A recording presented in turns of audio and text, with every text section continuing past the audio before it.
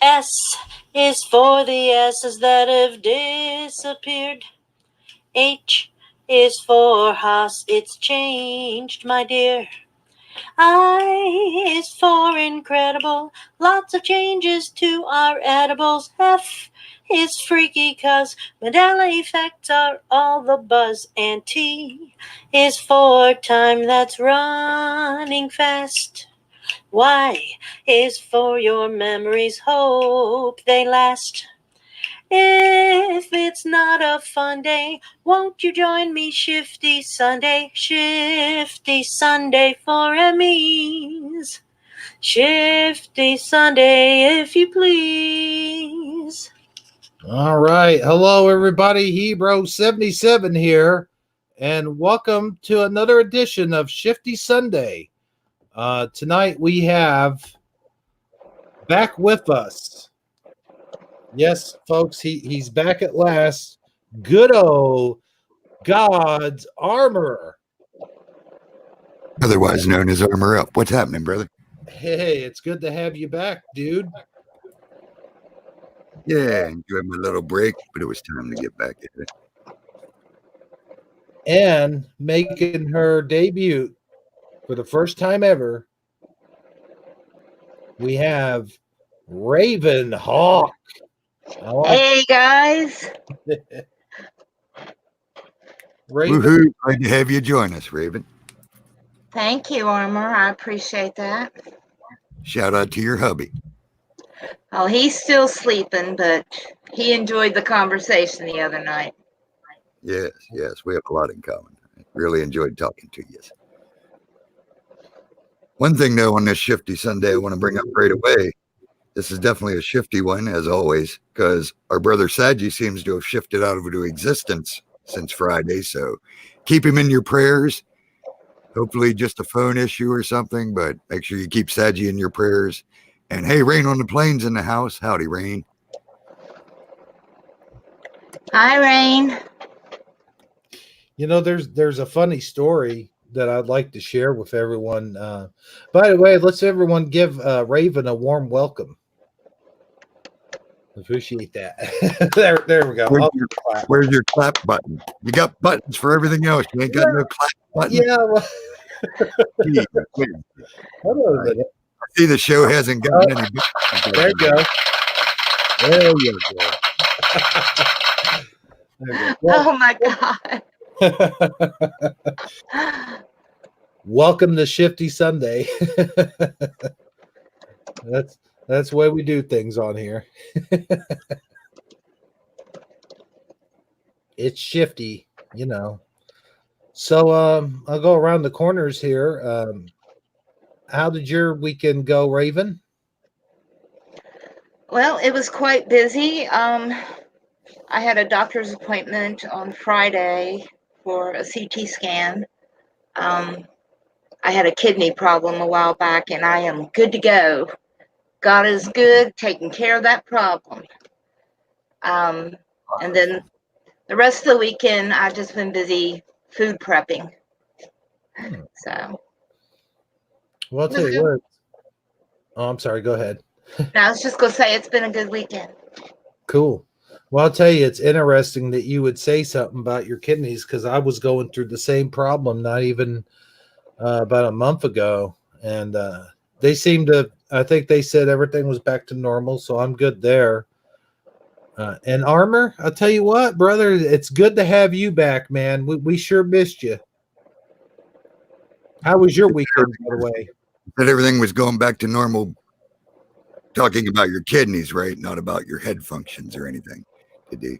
Is that correct? I'm just assuming, and that what that does to us. So.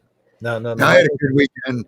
I got my van fixed. It's been down. Oh my goodness, that was a nightmare, but got that done. So now I'm saving a fortune in gas. My wife don't have to run my truck back and forth to work.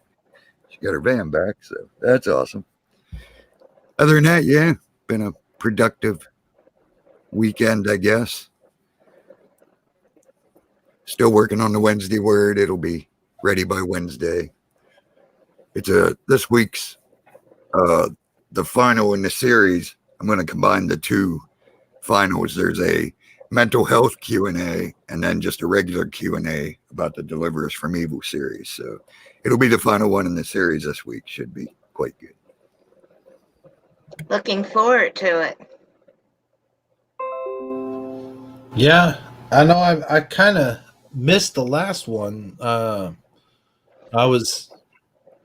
had kind of a busy week myself. I was been taking care of my grandpa all week. He was in the hospital with pneumonia and some other problems. So, I just been missing a lot of stuff here lately. Yeah, it was awesome hearing on the Thursday about your grandpa. There, just goes to show how powerful prayers are and why it's so important we pray for each other, because that's what it's all about. Yeah. It's what we're supposed to be doing. Stop praying for yourself to get your electric bill paid and start praying for someone that needs some help. That's the way it works. Let someone else pray for your electric bill. You pray for someone else. That's the way this thing happens. You know what I mean? That's the way it works, in my opinion. But yeah, that was awesome hearing that Grandpa's back home, and I know behind the scenes we've talked, and you've learned what you need to do to get the medicine he needs and how to do it and all that. So that's awesome. It's amazing that he even got out of there, like you said, basically a small miracle that he's even home. So yeah, glory to the Father for him and Raven. He was knocking on death's door for sure. And I do want to take the time right now that we're talking about to thank everyone. Thank you and all the prayer warriors who prayed for him. We really appreciated the prayers. So thank you for that. And definitely, thank the Father. I did thank the Father, but I'll thank him while I'm on here live on the air, which I'm sure he heard me when I did it in private, but thank you, Father. I don't think we can thank him enough. No, you're right. Absolutely. Right. I know he sure has been good to me, so that's a good thing.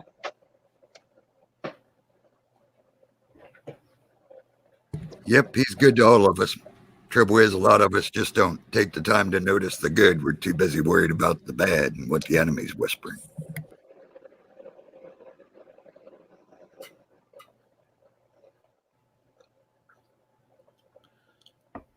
Yeah, that's true. I'll tell you what, that's what happens a lot of times. That's why I don't know if you noticed this or not, but I see these atheist videos all the time. And a large percent of the time when I'm talking to an atheist, I'll ask the question, why is it you don't believe? And about 75% of the time, the answer will be, well, I believed in the Father at one time, and I believed in Jesus, and I believed in all that stuff, and then something or another happened to them, is what they'll tell me. That's their standard answer, and something happened to them that they blamed God for. And of course, it's terrible that stuff happens, but it's at the same time, it's up to us as humans, to I don't know how to phrase this. I don't want to sound like insensitive or anything like that, but I mean, it's not the Father's fault that you lost your loved one or whatever the case may be at that point, and a lot of them like to blame him, and it's pretty easy to do. It's like, why do bad things happen to good people, sort of thing, and I really have no answer for that. But, I do notice that a lot of atheists say they become atheists for that exact reason, is what I'm saying. They like to talk about the bad, but they don't see any of the good. Anybody? It all basically stems from all the false stuff we've been taught about, Father's mean and punishes and allows evil, and it's just the stupidity that we're indoctrinated with, that we believe. When you come to realize Father does nothing bad ever, period. There is no bad in him. It's all good. Anything good is from the Father. Anything bad is from one of two sources: us, because we're all a bunch of evil creatures, or the enemy, who is pure evil. So that's where bad come from. You know what I mean? That's always where it comes from. The Father never does anything bad to anybody, yet he gets all the blame as soon as something bad goes wrong. Right. You know? There would be no cancer if man hadn't created the crap that created cancer. Father did not create cancer. Cancer was never meant to be. You know what I mean? Yet people just, they don't think about these type of things. There would never be, hunger if man took care of man. There's plenty of food for everybody. The stingy people just don't want to share with the starving people. That's why there's hunger. Father didn't create hunger. He gave us everything we need to defeat hunger. But we don't do it because we're an evil, wicked bunch of people. So that's how I look at good and evil. I realize when something bad happens, I don't ever think, why, Father, why? That don't even ever cross my mind anymore. It's more like, this just never ends. The enemy's nonstop. And did I bring this on myself from what the heck I've been doing? You know what I mean?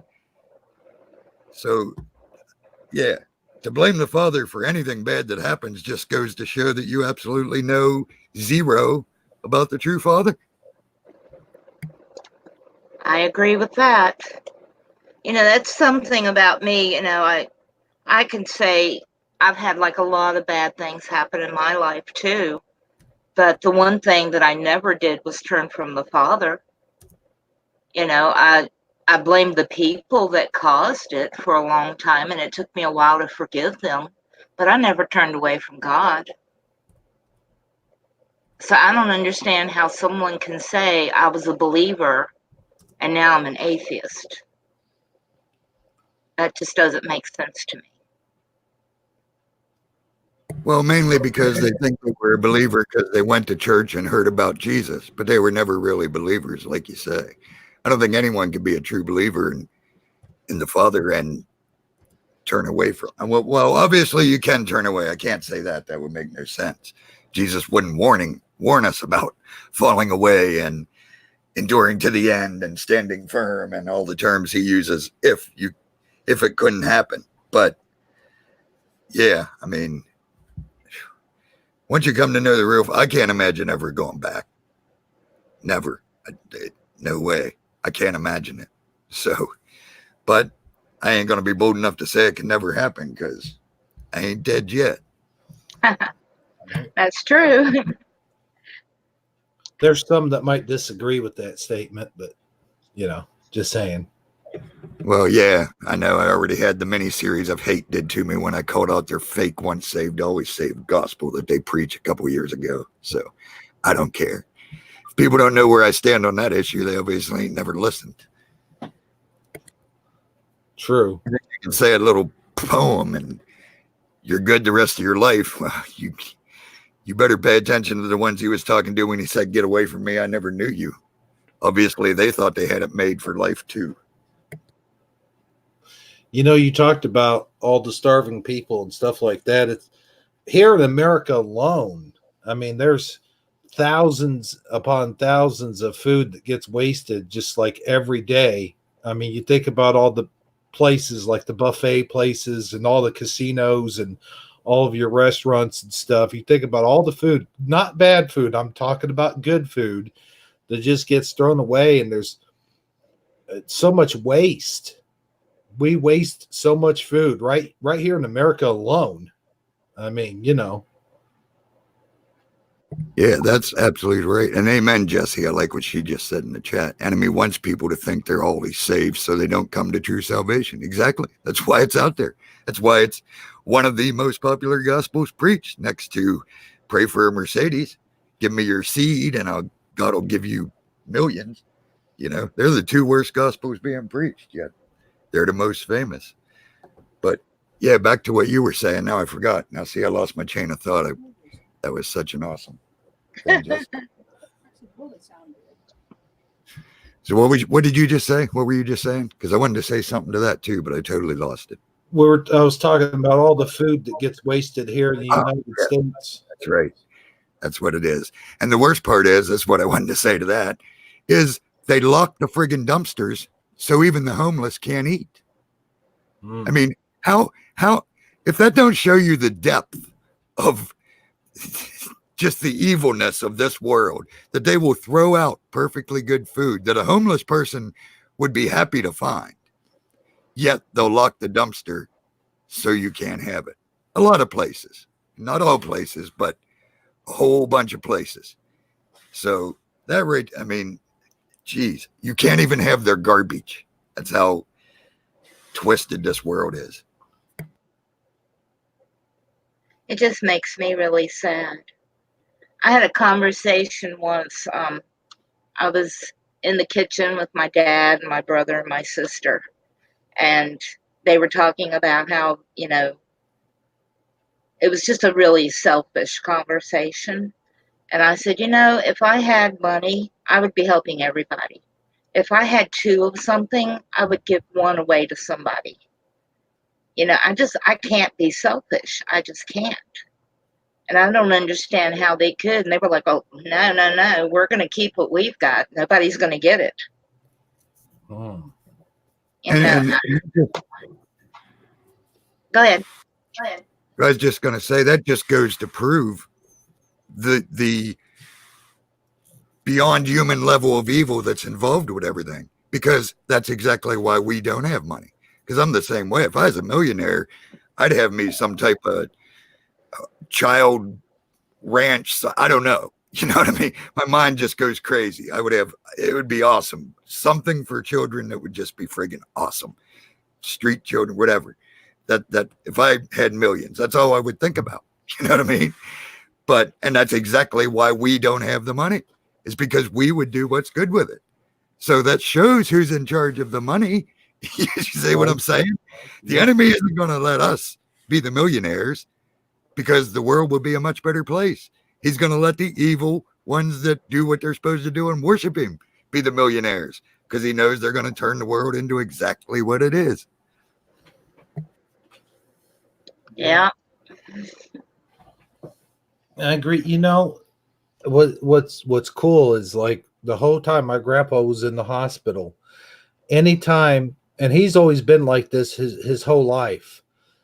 Anytime there's any food left, or there was food that he knew he wasn't going to eat, he always tried to give it to one of us. Say, here, take this home and eat it. And we were all saying, well, we can't really do that, because the hospital, not that we can't get containers and sneak it on out of there, but I'm saying the hospital doesn't really allow you to do that, which is such a terrible shame. There's another instance of food waste. But he's always been like that. Like, anytime we had a Thanksgiving dinner or Christmas or whatever, he'd say, take some of this and give it to the neighbors. That's the way he's always been his whole life, is making sure that everyone else came first. So that's one good thing I could say, that I got those values passed on to me. One of the things that I really loved about my paternal grandmother was anytime you went to her house, she always had lots and lots of food, just cooking on the stove, ready for anybody that walked in. And it didn't have to be family. It could be neighbors, or, just random people that stopped by to see whoever at the house. I mean, there was always food. And then, when we were leaving, she'd be packing out little boxes and bags and containers of stuff. And here, take this home with you. Take this home with you. You really just don't see that kind of behavior in people anymore.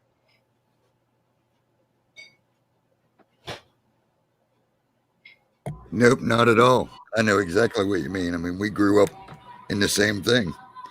Always sending food home, and always food. And like you said, you go to grandma's, man, you was going to eat. Didn't matter what time of day you got there. There was food at grandma's. You know what I mean? So, oh, yeah. Always food on the stove. Always. Big old cook stove, wood burner cook stove going. Exactly. Pies in the fridge and canned food. There was always food. Yeah, I used to stay with my grandmother when I was a teenager in the summertime, and I would help her in her garden, and we'd bring in all the produce, and then she'd start canning, and then we would can all summer long. And then at the end of everything being canned, she'd have it labeled what was going to who, and everybody in the family would get some of everything. Oh man, there's nothing like that, having fresh vegetables out of the garden. I grew up. See, I was raised by my grandparents, and my grandpa put out the garden every year, and we always went hunting. And when we went hunting, we didn't waste any of the animal. We everything we got, we ate the animal. In fact, if we were going hunting, he would say, "Now, if you kill a deer, make sure you kill one that's not too big. Just get one that's good eating size, because if it's too big, it's going to be tough, and it's going to be, it's going to be wasteful. You know what I mean?" Right. Yeah. Yeah, my dad was always a hunter and a fisher. He would get deer and squirrel in the wintertime, and then we always had trout and bass in the house during the summertime.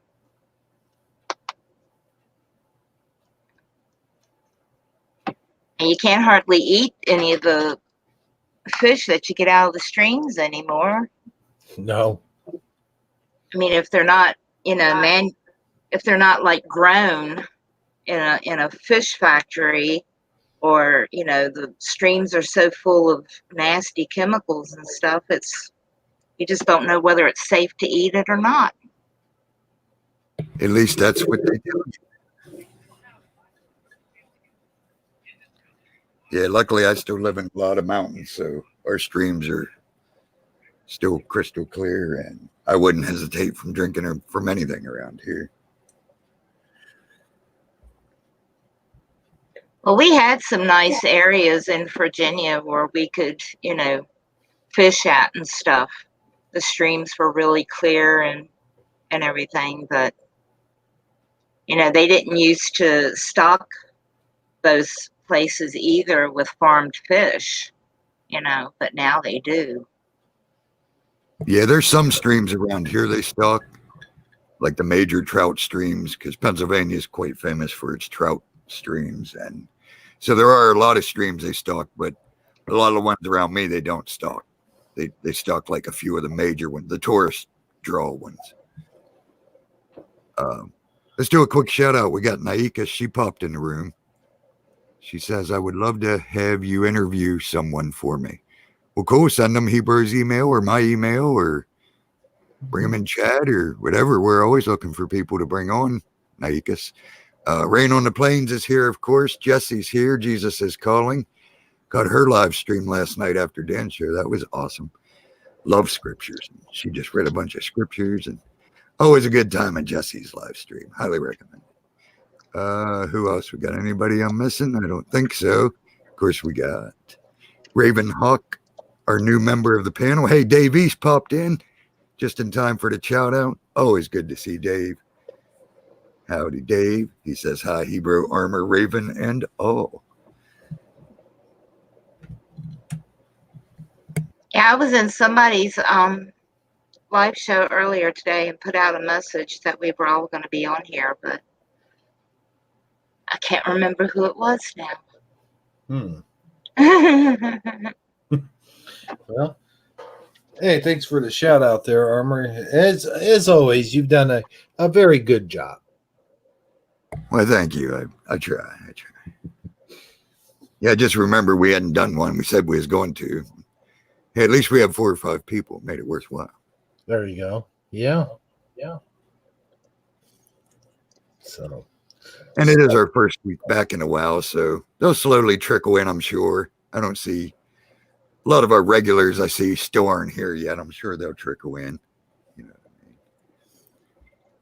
Yeah, I think Brian's got a live show right now. I don't know who else. Steve. Hey, whoever's supposed to be here is here. That's the way I always look at it. If not, they're going to see the replay if they're meant to hear it. There you go. Well, it's considered my channel. You got to go back and watch last week's Wednesday Word, Hebrew. You said you missed that one. That was the best one of the series, in my opinion. It's weapons of mass protection. It's all about the armor of God. My namesake. Oh, yeah. That's an awesome one. Cool. I'm still catching up on all of your videos. Yeah, I got a few out there now. I can't believe how many there is, actually. Yeah, I was surprised when I looked at. Oh, I'm sorry. Go ahead, man. No, the wife just was rolling the chair. I forgot to mute up. I didn't say nothing. Oh, okay. We do this all the time. Do what? I always think you're about to say something, and it's not. Hey, Mandela Health and stuff in the house. Oh, sorry about that, brother. Was you saying something? You mean that's what we do all the time? Yeah, that too. Go ahead, brother. Shout out to health. Cool. It's good to see Mandela Health and stuff. I ain't seen her in a long while. Of course, we haven't done this show in 2 weeks, and you haven't done lives in what, about 3 weeks now? Yeah, I think it's the third week. Cool. Well, one thing you didn't bring up when we're talking about the fresh vegetables, it's my understanding that your wife cans a bunch of vegetables. No, Armor? Yeah, we did a pal this year. Carrots and tomato sauce and hot peppers and I don't know, potatoes. I don't know. Yeah, we got a good bit of, I mean, nothing like back in the old days, like we was talking about with grandma and them. I mean, they had root cellars full and gave everyone in their family stuff. But yeah, we got, well, like I said, she had so many tomatoes. She canned tomato sauce. I'll bet you, I don't know how many days. I said, "Hun, we got enough tomato sauce to last the apocalypse. If nothing else, we can put tomato sauce on moss, and it's going to be awesome. We got enough tomato sauce forever." And we all know how good you are at the culinary arts. I got something to say. I'm gonna go ahead and put you on the spot. I mean, I got to do it because it's your first week back, so I got to put you on the spot a little bit here. Bring it, brother. And talk about. I don't know, Raven. Maybe you've seen it, maybe you haven't. But Old Armor here put out a chili cook-off video, and I kind of started the whole thing. You started it. I didn't start it. Now that is one video that I have seen, and it was awesome. I gotta tell you, I just liked his chef hat and spoon. It compliments a Fizzy. Fizzy hooks us up with all the crazy icon or birthday outfits and sync. Yeah, that's all Fizzy. Fizzy and Nobu. Nobu helps a little, but I think he taught Fizzy how to do it. She's been doing it. Yeah. I told her, I said, I needed a chef hat and a wooden spoon. Hook me up. She said, I'm on it. Heck, she had it done in like not even 10 hours, I think. It was less than a day. She had it might even have been a few minutes. I think she showed me the first one. And then there's the one with the apron too that's in the video at the end, I think it is. But yeah, Fizzy's, she's hilarious. I'll tell you what though, man, I liked seeing your grandson in there. He's a cute little guy. Yeah, let's see. I got two granddaughters older than him, then my other grandson, then my other granddaughter. Yes, he's like the third oldest, I guess. He's the oldest of my one daughters, put it that way. So, I saw him in there and I thought, oh my goodness, he looks just like my son when my son was younger. Yeah, you sent that picture to me in Hangouts. That is, quite the resemblance. I swear, Armor. Although you can't see in the video, if his hair grows, it's real curly blonde. I mean, it's all but as curly as your son's was. That's the wildest thing. Oh wow! Even his hair would be that curly if it was growed out. I swear, Armor. I swear, I've never met your daughter before. I swear. Just saying. Uh-huh. Well, hey, like I said, I have no clue who my paternal is. It paternal? Is that the man's side or is that the female side? I never understand. Whatever. I never knew who my male sperm donor was that created me. So, hey, maybe he wandered over in your neck of the woods on his journeys as a young man. Who knows? Maybe you're my long lost brother. Oh, that is scary. Please. Y'all are so funny. This evening, and I hope everyone else prays against that with me this evening. Thank you very much. Well, we always call each other brother. Just saying. Yeah, that's scary. No, I jest. Well, I don't jest. I don't know who my dad. We could be cousin, brother. Who knows? But yeah, that was wild. Your son does sure look a lot like him, especially. Yeah, it was pretty wild. I'll tell you what was cool is like right after you did that video, I think it was a day or so later, Michelle made a chili cooking video of her own. I think you gave her the recipe, if I'm not mistaken.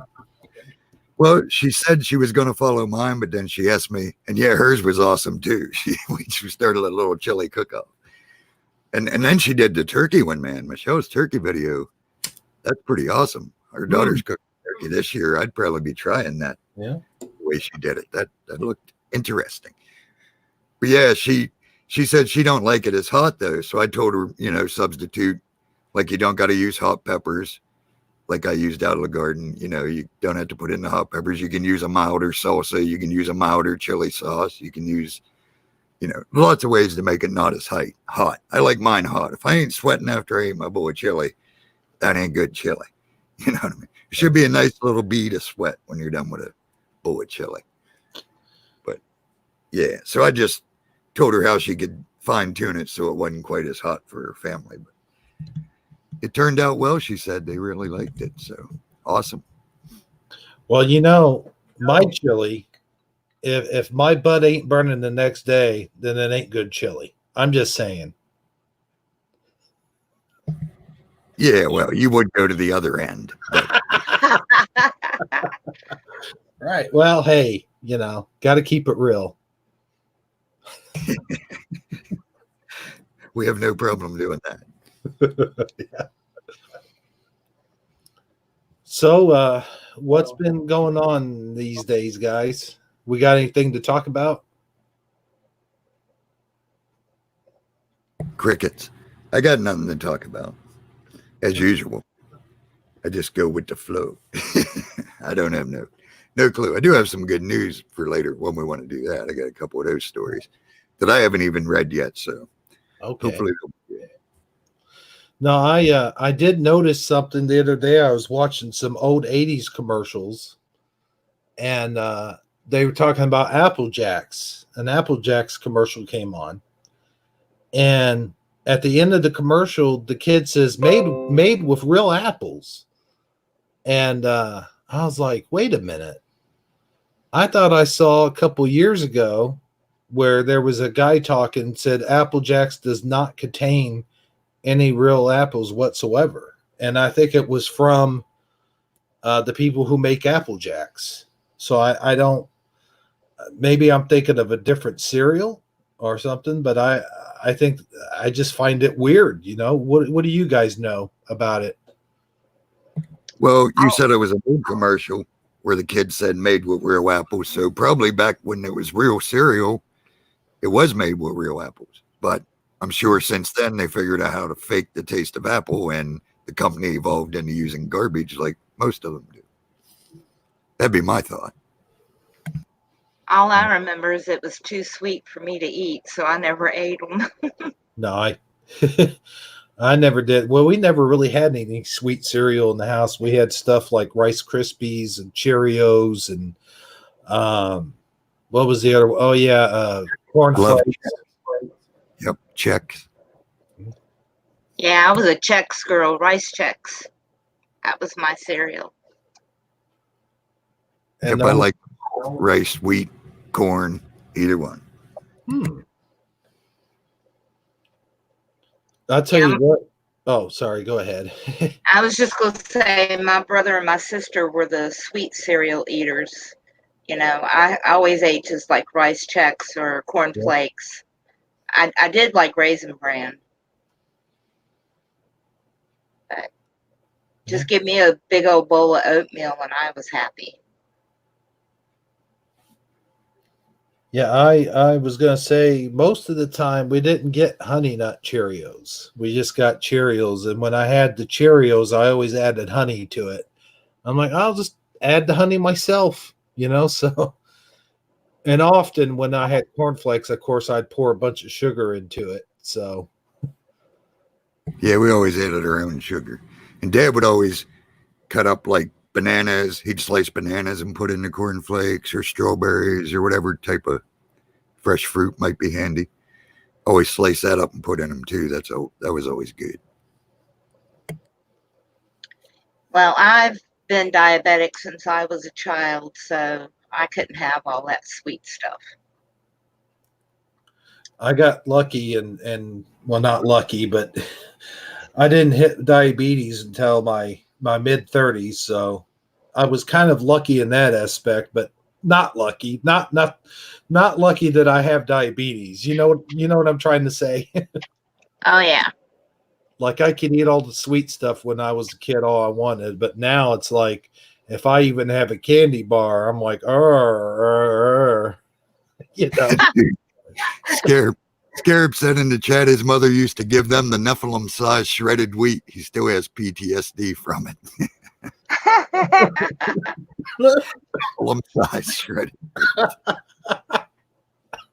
What he means, dude. My wife likes that crazy, nasty shredded wheat stuff, man. The Nephilim size ones, yeah, they were huge. Like one would fill a bowl. I think there was only like one or two that came in a pack of them because they were always like individually wrapped. Yeah. I can't remember if it was just one big one or maybe two. Yeah, I think there was a couple. Two in a pack, my wife said. As I said, she knows the shredded wheat. Yeah. Nephilim. See, I didn't even know Scarab was here till you done said something. So you blew his cover. Me neither till he talked. Yep, he's here. I figured he's here lurking. He likes to lurk. He likes to listen. I do too, usually. I seldom talk in the chats when I'm there. Sometimes. Usually not. I just lurk. I know he's always lurking at my Wednesday word, even though I don't see him till he talks usually in the end. But he don't miss a Wednesday word usually. Well, it's like you said in your Mandela family one, about him walking in the room. Yeah. This is why I don't introduce myself. The only true, you got to eat with a knife. That's right. Hey, now I used to have shredded wheat biscuits, but I think I covered them in so much sugar and fruit that they actually didn't become. They were no longer shredded. They were frosted shredded wheat biscuits by the time I. And you had the normal ones, the biscuit size ones, the little bitty ones. Yeah. We're talking about that huge one. Oh, okay. One giant shredded wheat. It's huge. Oh, I'll tell you another thing that I actually liked that I ate was Quaker Oat squares. I thought those were awesome back in the day. I guess I'm the only one. Don't even remember those. Don't even remember those Quaker Oat squares. Mm-hmm. Never heard of. I think they have. Oh, go ahead. I was just going to say I have a vague recollection of them, but if my brother or sister didn't eat them, they didn't come in the house. Ah, I see. One of my favorite cereals that they don't make anymore was called Quisp. Quisp. They're like little saucer-shaped little things. The spaceship guy was on the box, but yeah, they were called Quisp. They were good. Hey, let me ask you guys, speaking of obscure cereals, do you guys, any of you guys remember, I think it was called Circus cereal? It was kind of like what's the best way I could describe it? It was kind of like Fruit Loops, but it had like different shapes. It had like circus type shapes in it. I don't remember that one at all. Hmm. I don't know. That's sort of, I might sort of remember that. Now that you mention it. I'm not positive though, but yeah, it sounds vaguely familiar. Circus. Like you said, it was all different colored Fruit Loop color stuff. Yeah. Could be right. Could be right. Avis loved Quisp. Cool. Someone else knew Quisp. Yeah, that was awesome. I still miss Quisp. If they made Quisp, I'd buy it tomorrow. It's good stuff. I see Chaos Reality's joined us. Hey, Chaos, how you doing, brother? Hi, Chaos. Hey, there's Awake and Activate. We was just talking about your turkey. If we was doing the turkey this year, I'd be trying him. But my daughter's doing the turkey, so we'll see.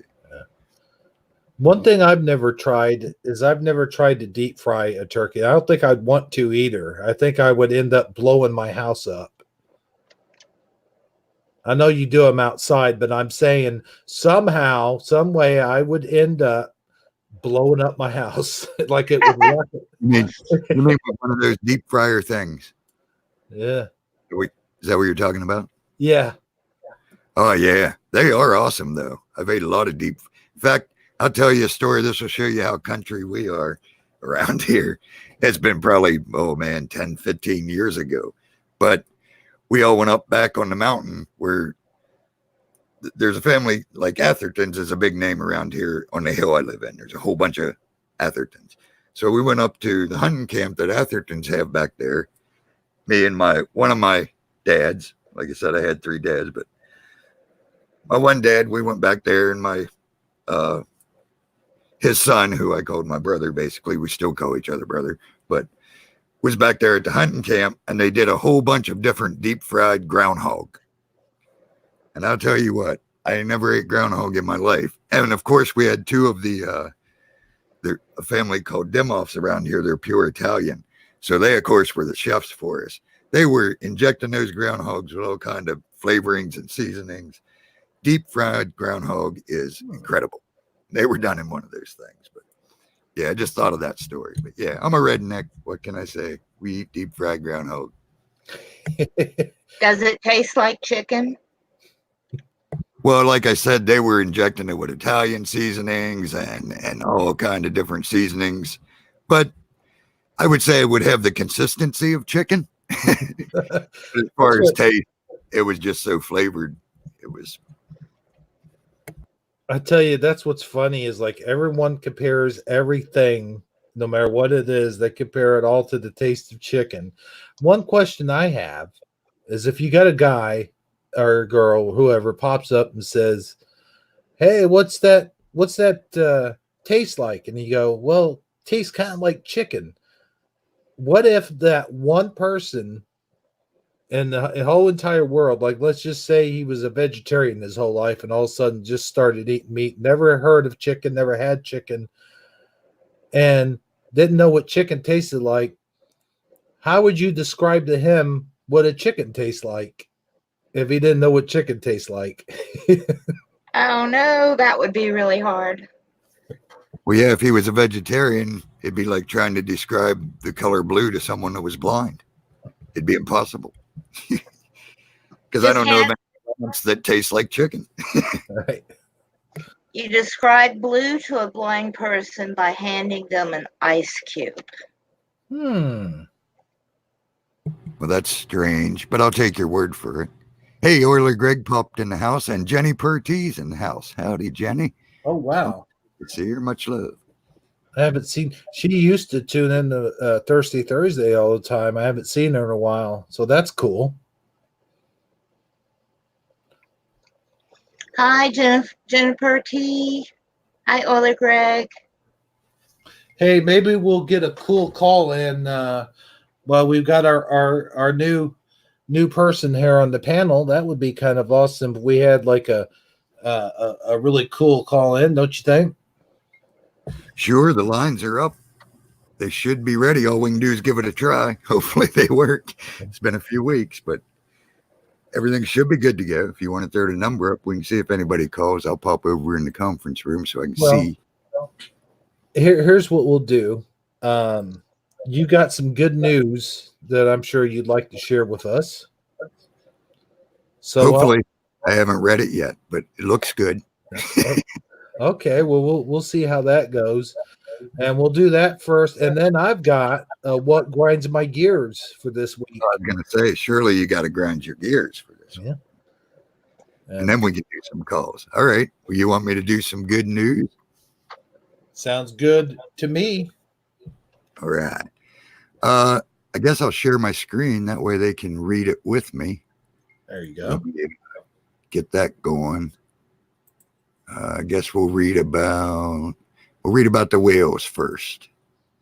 Share. Okay. Can you see the whale? Hold on a second. There it is. Yes, sir. All right. Humpback whale population bounces back from near extinction from just 450 to over 25 grand. I hate this stupid thing on the side.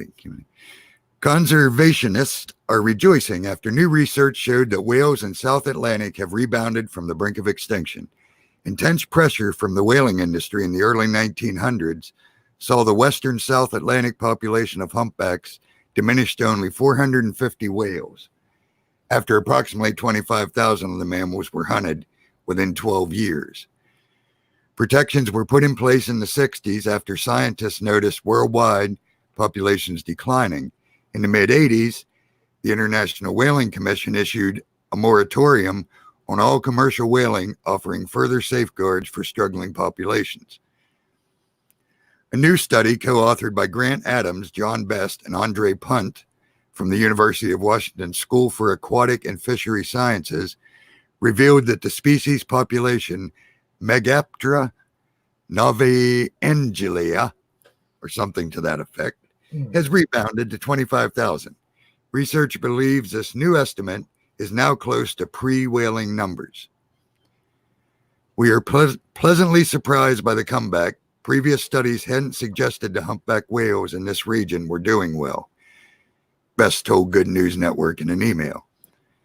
The study published last month in the journal Royal Society Open Science refutes a previous assessment conducted by the International Whaling Commission between 2006 and 2015, which indicated the population had only recovered to about 30% of its pre-exploitation numbers. Since that assessment was completed, new data has come to light, providing more accurate information on catches, genetics, and life history. There's a picture of the humpback.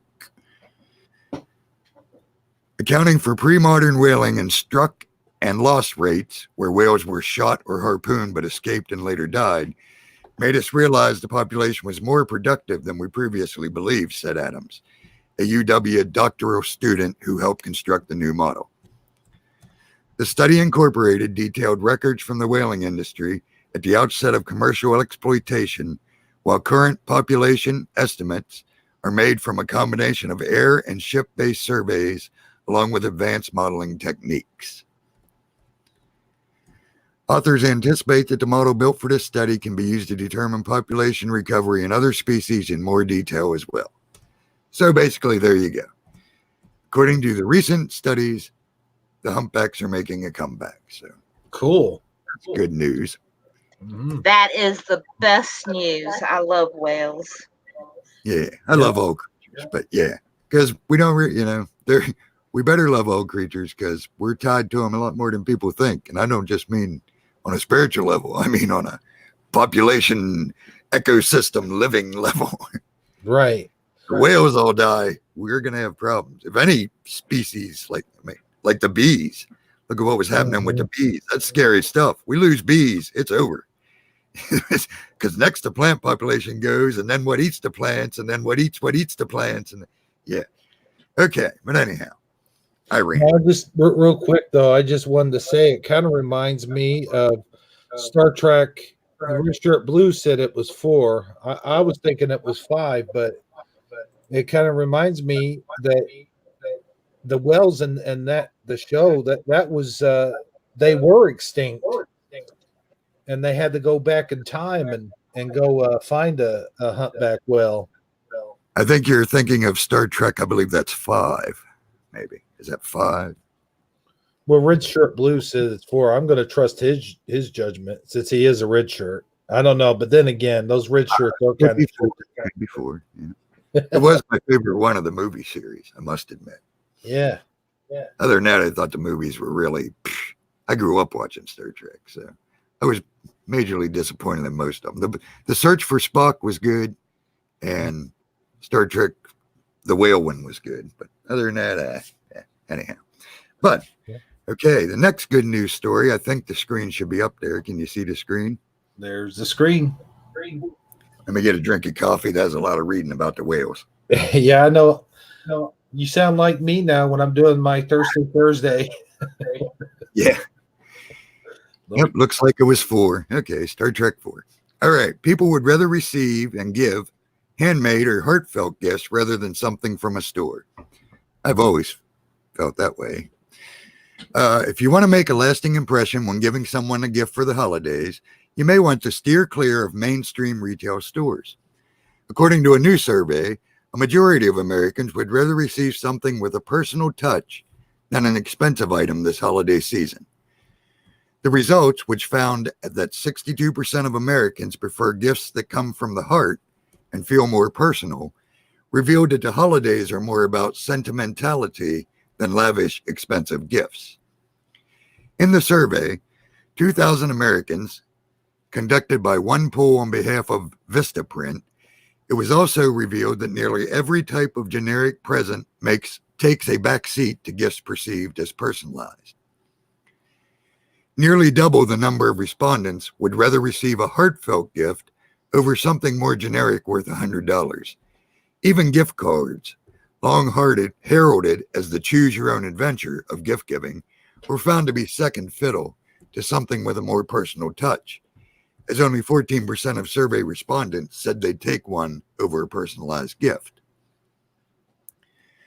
2/3, 66%, of the respondents said they'd be much more likely to remember this type of gift over something more generic and store-bought. Another 58% said they'd be much more likely to tell others about the gift if it was more personal. Also, more than half, 55%, also said they'd keep personalized gifts much longer than generic store-bought ones, with the average person saying they keep them for a full year longer and nearly 40% saying they would keep it forever. But it's not just receiving a personal gift that people enjoy. It's also giving. 68% of the respondents said they actually derive more satisfaction from giving someone a personalized gift than something generic. The top reasons cited were, it'll be remembered, it's a keepsake, it's unique, and the bonding that would occur over memories. Nearly half of the survey respondents said they're eager to give more personalized gifts because they are cheaper. If you feel too financially strapped to confidently plunge into the holiday season, here are some of our favorite stories about heartfelt gifts and the sweet impact they had on the recipients.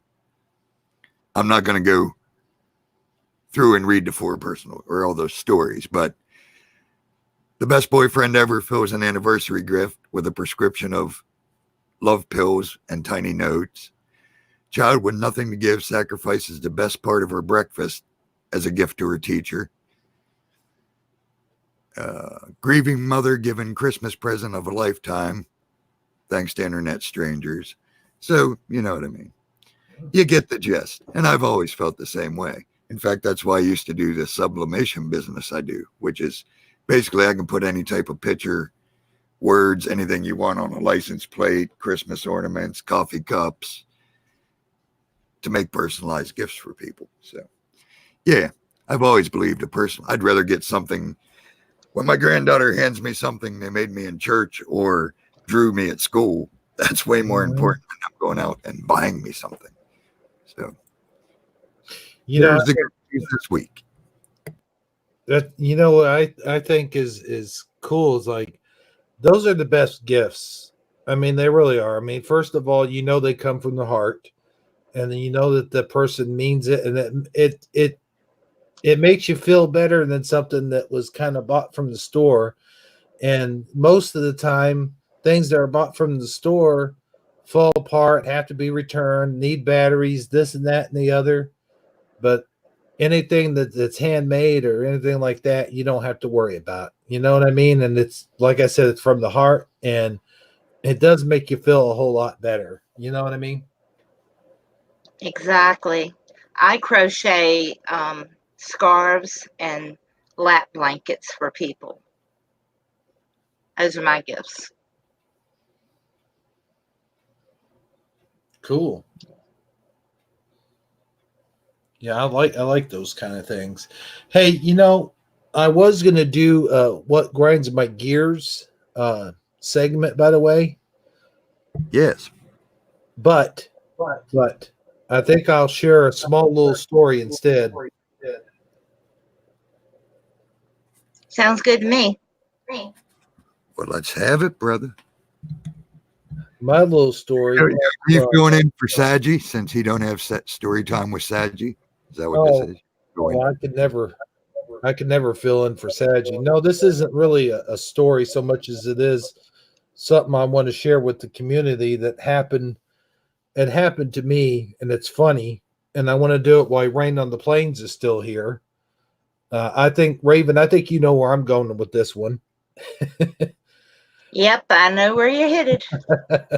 It was funny because when Raven first messaged me, I was like, "Oh, hey, how's it going?" Blah blah blah. Because I had thought that she was Rain on the Plains.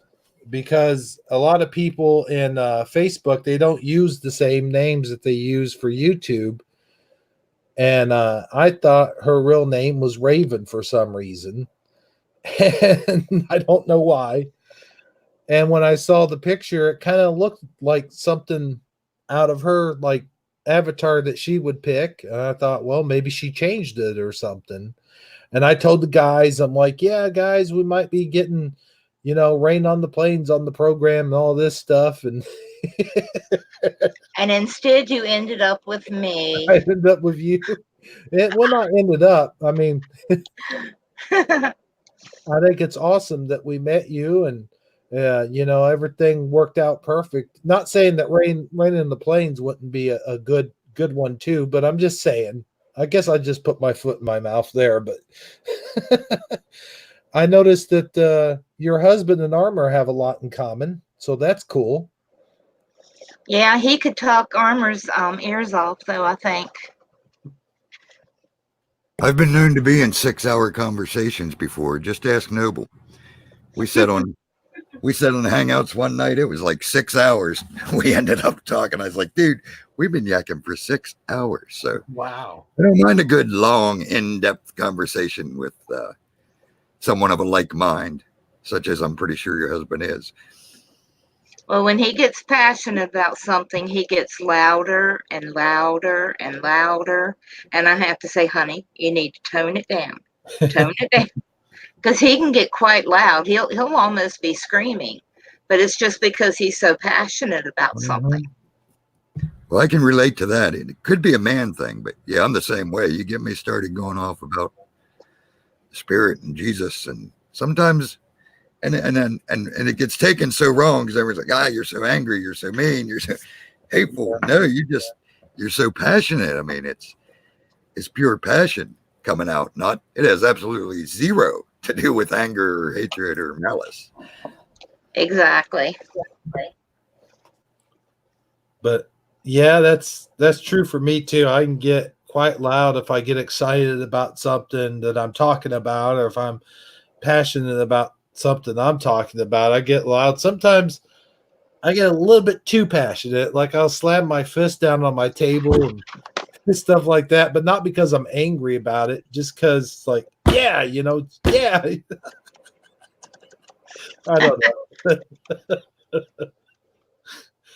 know. Rain on the Plane asked, who is her husband? I don't think her husband's on YouTube, Rain. I just talked to him when we was talking in Hangouts yesterday with Raven before the show. So that's how I knew him. Yeah, my husband, all he does is, Never mind. I'm sorry. Yeah, my husband, all he does is he finds things that he likes on YouTube.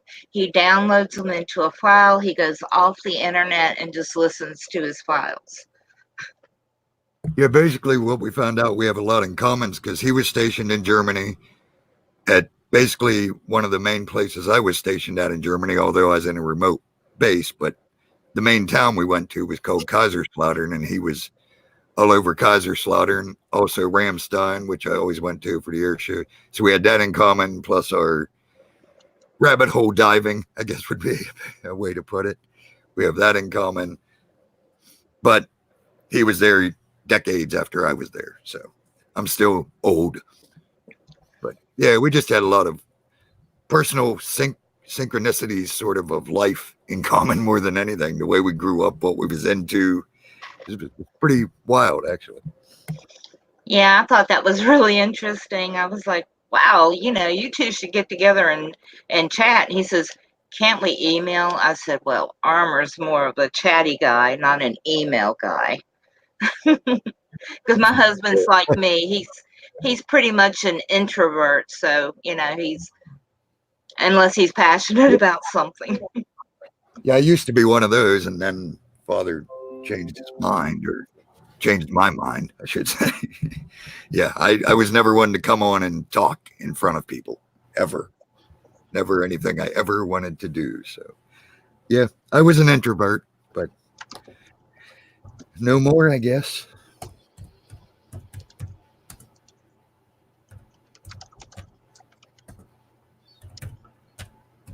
Jessie said she got a call tonight. Father's love and blessings, Jessie, to you and your family. Have a great night, sister. Joining. Look forward to your next live, as always. Okay. Man, I misspelled that word. Yeah, I was just typing just as you were saying that. I was in the middle of typing her, telling her good night, I heard Opie3 joined the house. He didn't get a shout out yet. Welcome to the Oakmeister. Yeah, and he said something that I'd like to reiterate on, and he is correct. He said, "You are a blessing, not a what is it that I said? Not that we ended up with you," is what he's saying. You're a blessing, not we ended up with you. You know what I'm, You said about Raven. We ended up with Raven. Well, yeah, I think it. Thank you, Opie. I think it's like it was with Saji myself. I think it's a match that was out of our control that was meant to be, really. Yeah. I'm serious as a heart attack. Yeah. Well, we still need to get Rain on here some night, though. Yeah, we always get guests on. Well, we try. Anyone who wants to be a guest, they know they're always welcome. Rain called in the one night. It was an awesome call. The last show I did, actually, I think was when Rain was a caller on it. Yeah, I always enjoy talking to Rain. She knows that. Yeah. Heck, I followed Rain's channel for a long time. Again, I never comment much, or I lurk a lot, but yeah, Rain was one of the channels I used to always follow.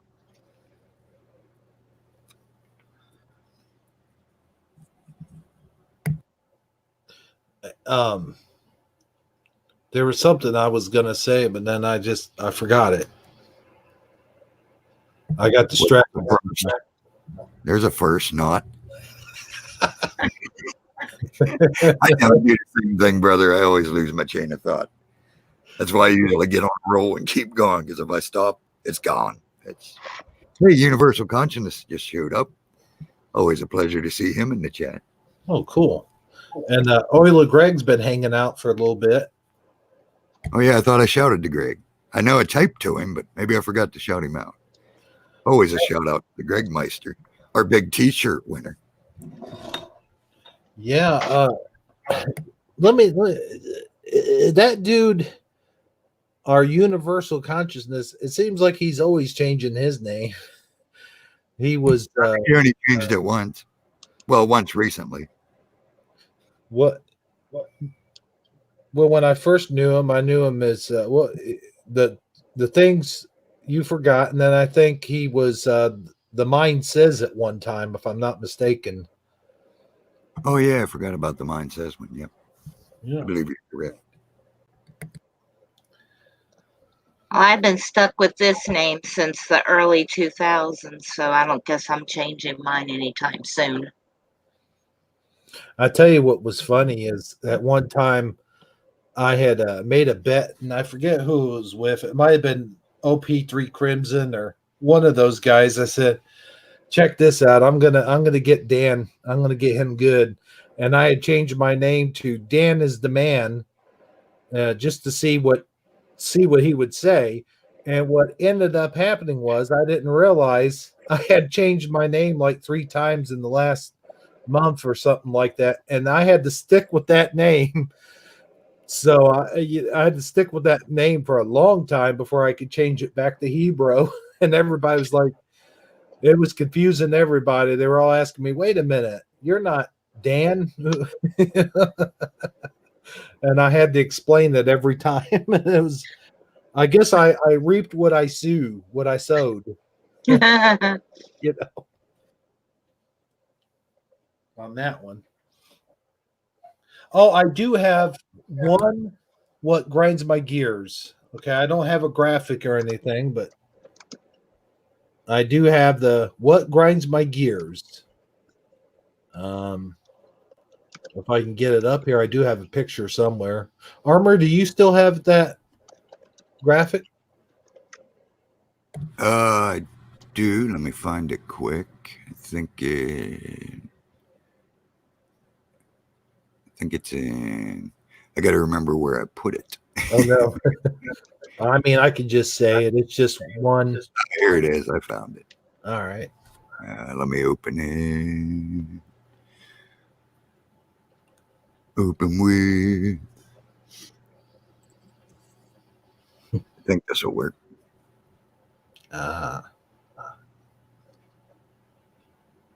If it decides to open. There we go. Open Sesame. Open Sesame. There we go. I think we got it. Can you see that? There we go. There we are. Okay. What really grinds my it's now time for what really grinds my gears. So I've been noticing here a lot lately. What grinds my gears is when I make an entire video, and I make the video and it's only about 27 minutes, but then it takes an hour to load it onto YouTube.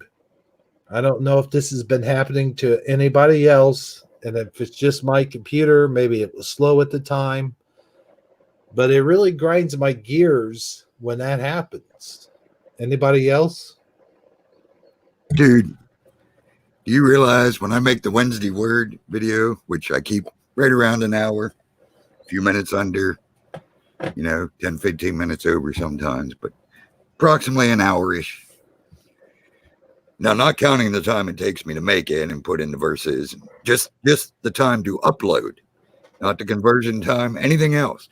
Just the time from the moment it's done to upload the video always takes well over an hour. Well over an hour. I mean, I just start it usually and go to bed, and it's done by morning. So yeah, that seems to be par for the course for YouTube as far as I can tell. It takes forever to upload an hour video. Well, I can't say anything because my computer's just out and out slow. What really also grinds my gears is when you make a video. Like, let's say I want to make a boxing video on Nintendo boxing or something, and I do the entire commentary. Oh yeah, I'm reverbing off of you, man.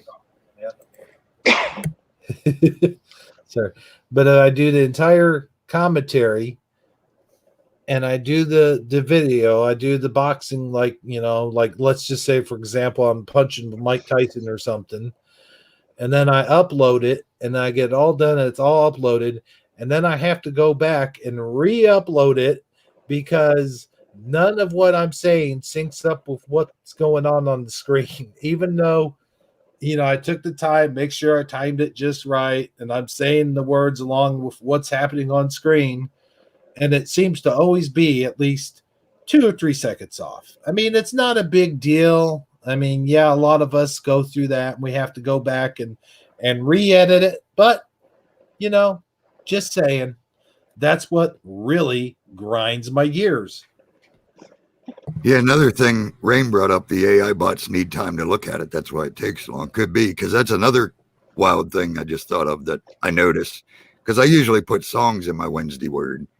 And of course, you immediately get copyright and they say they're going to put ads on it. And usually, before my video is even done uploading for Wednesday word, long before it's even set to premiere yet, it's just still in the upload stage. I'll get the emails about the copyrights already on the video that isn't even up yet. Our universal consciousness says all my accounts got a virus or something in my phone. Avast antivirus, AVAST. Anyone that owns anything should have Avast on it. Now, I don't know about phones and those devices, but I'm pretty sure it probably has a product for them too. But that's all I've used on my computer for decades and no problems. And it's free. There you go. There's a good plug for Avast. I wonder if they give you like some free software now. It's free. So, yeah. Well, let me ask you this. No, I like to help people. I used to be a computer guy, so a lot of people don't know that stuff. There's 3 programs you need, especially if you're on like a laptop or a computer. Again, I know nothing about these iPhones and stuff. I don't have smartphones or any of that. My wife does have a tablet though, but I don't know nothing about them either.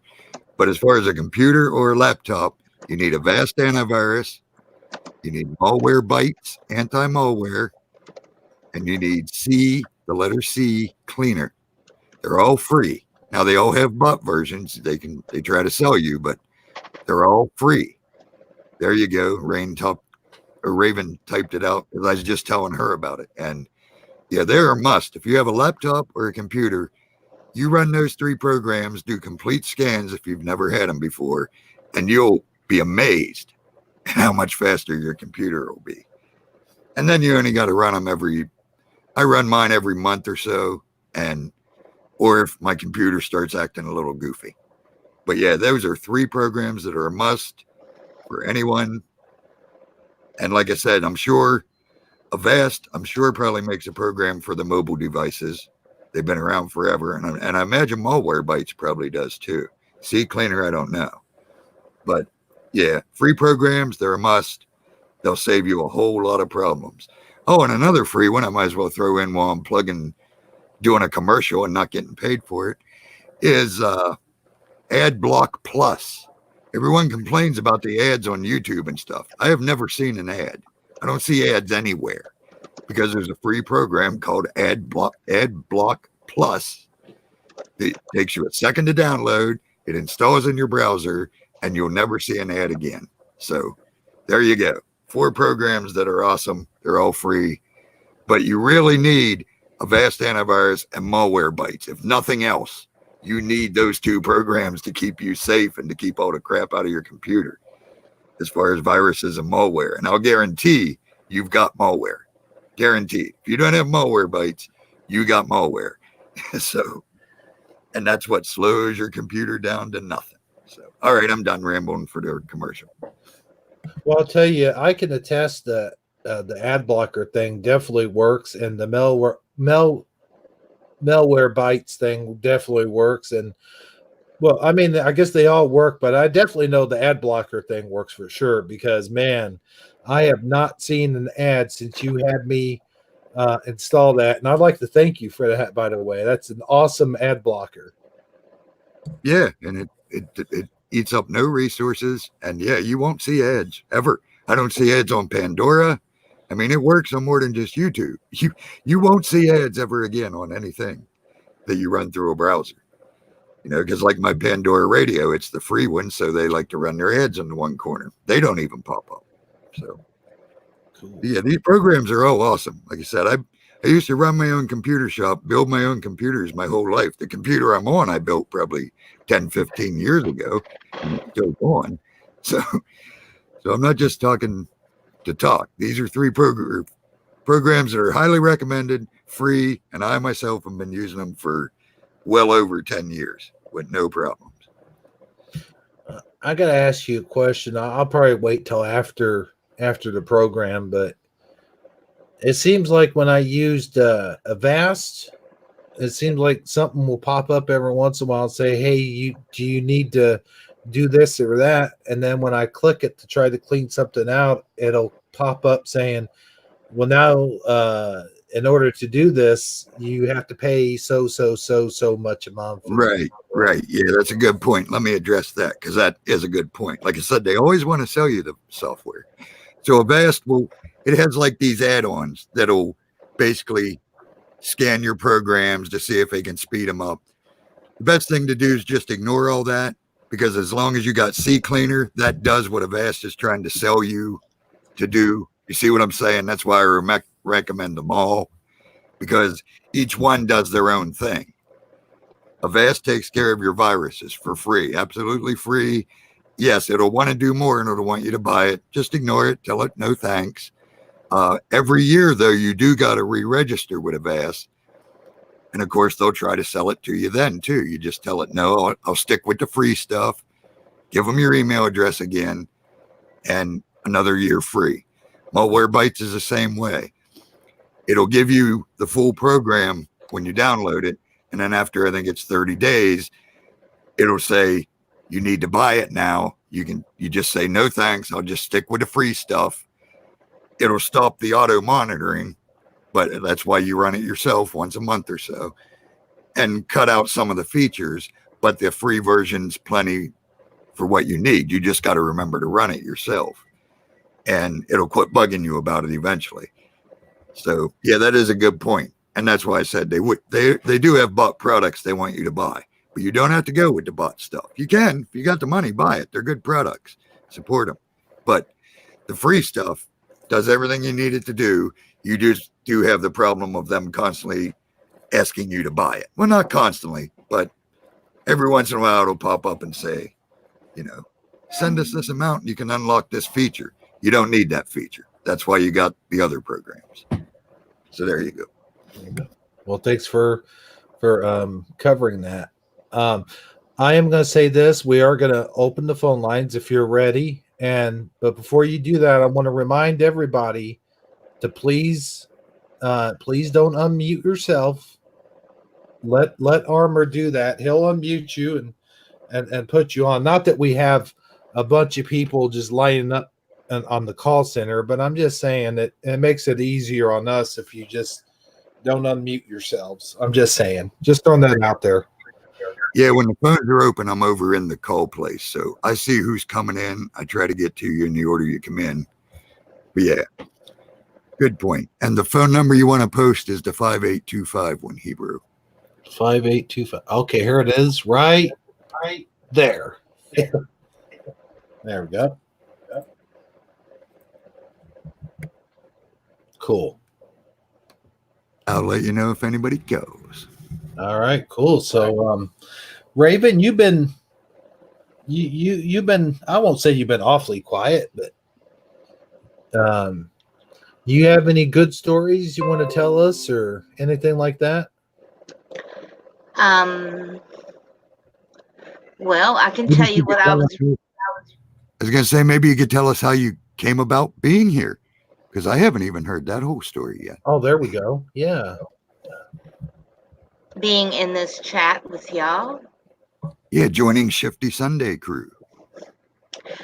Well, I got a message from Hebrew, and he said, I want you to join. And I was like, and he was like, oh, it'd be great. And I'm like, oh, okay.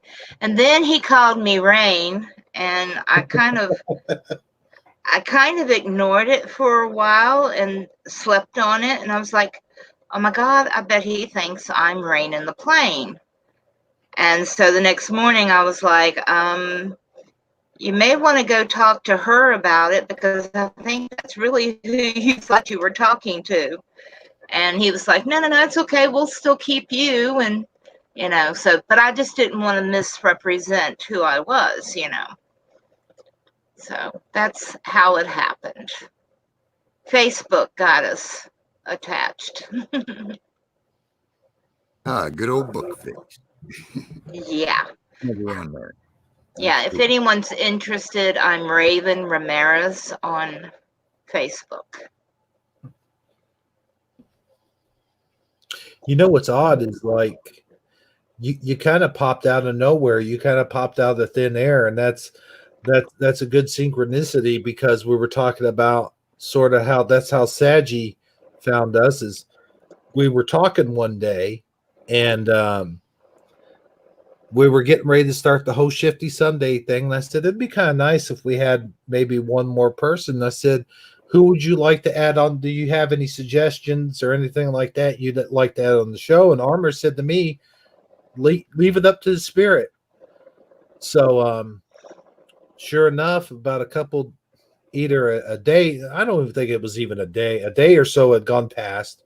I guess it was a day. I don't truly remember. But anyway, all of a sudden I got a message out of the blue from Sagittariusly, and he was saying, hey, I'd like to do something, and I said, wow, that's weird because I was actually like, that's amazing because me and Armor, we were just talking about that. And I told him that Armor said, we'll leave it up to the spirit. And I said, man, this is awesome. You're confirming what that basically the spirit kind of led you to us. So it was kind of cool.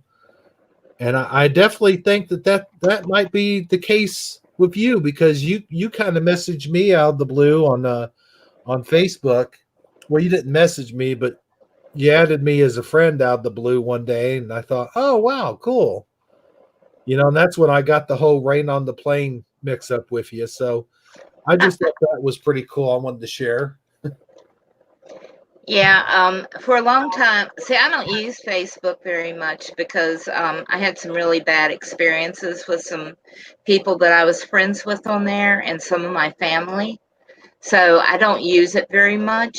And I've just recently started adding people from the Mandela community and the Flat Earth community onto my Facebook. So I started seeing people's names and I was like, oh, I remember that person, and just started adding them, and anybody that was connected, I just started adding them. Yeah, and I've definitely seen Raven around in the chats before. I remember her name calling it out before. So she didn't Yeah, come totally out of the blue. yeah, most people call me Ravine the first time because of my odd spelling. I knew it was Raven right away when I saw it that way. The spelling did throw me off a bit, but I knew it was like it can't be Ravine, so Yeah, I don't know why people don't look at my icon because it's got a raven on there sitting on top of the cross. Let me ask you this. A little hard to see small though, but yeah, it definitely does. I'm sorry. Let me ask you this. How did you come about that icon? Just out of curiosity. Well, I used to play a game called Vampires a Dark Alley. And my name on there was Raven.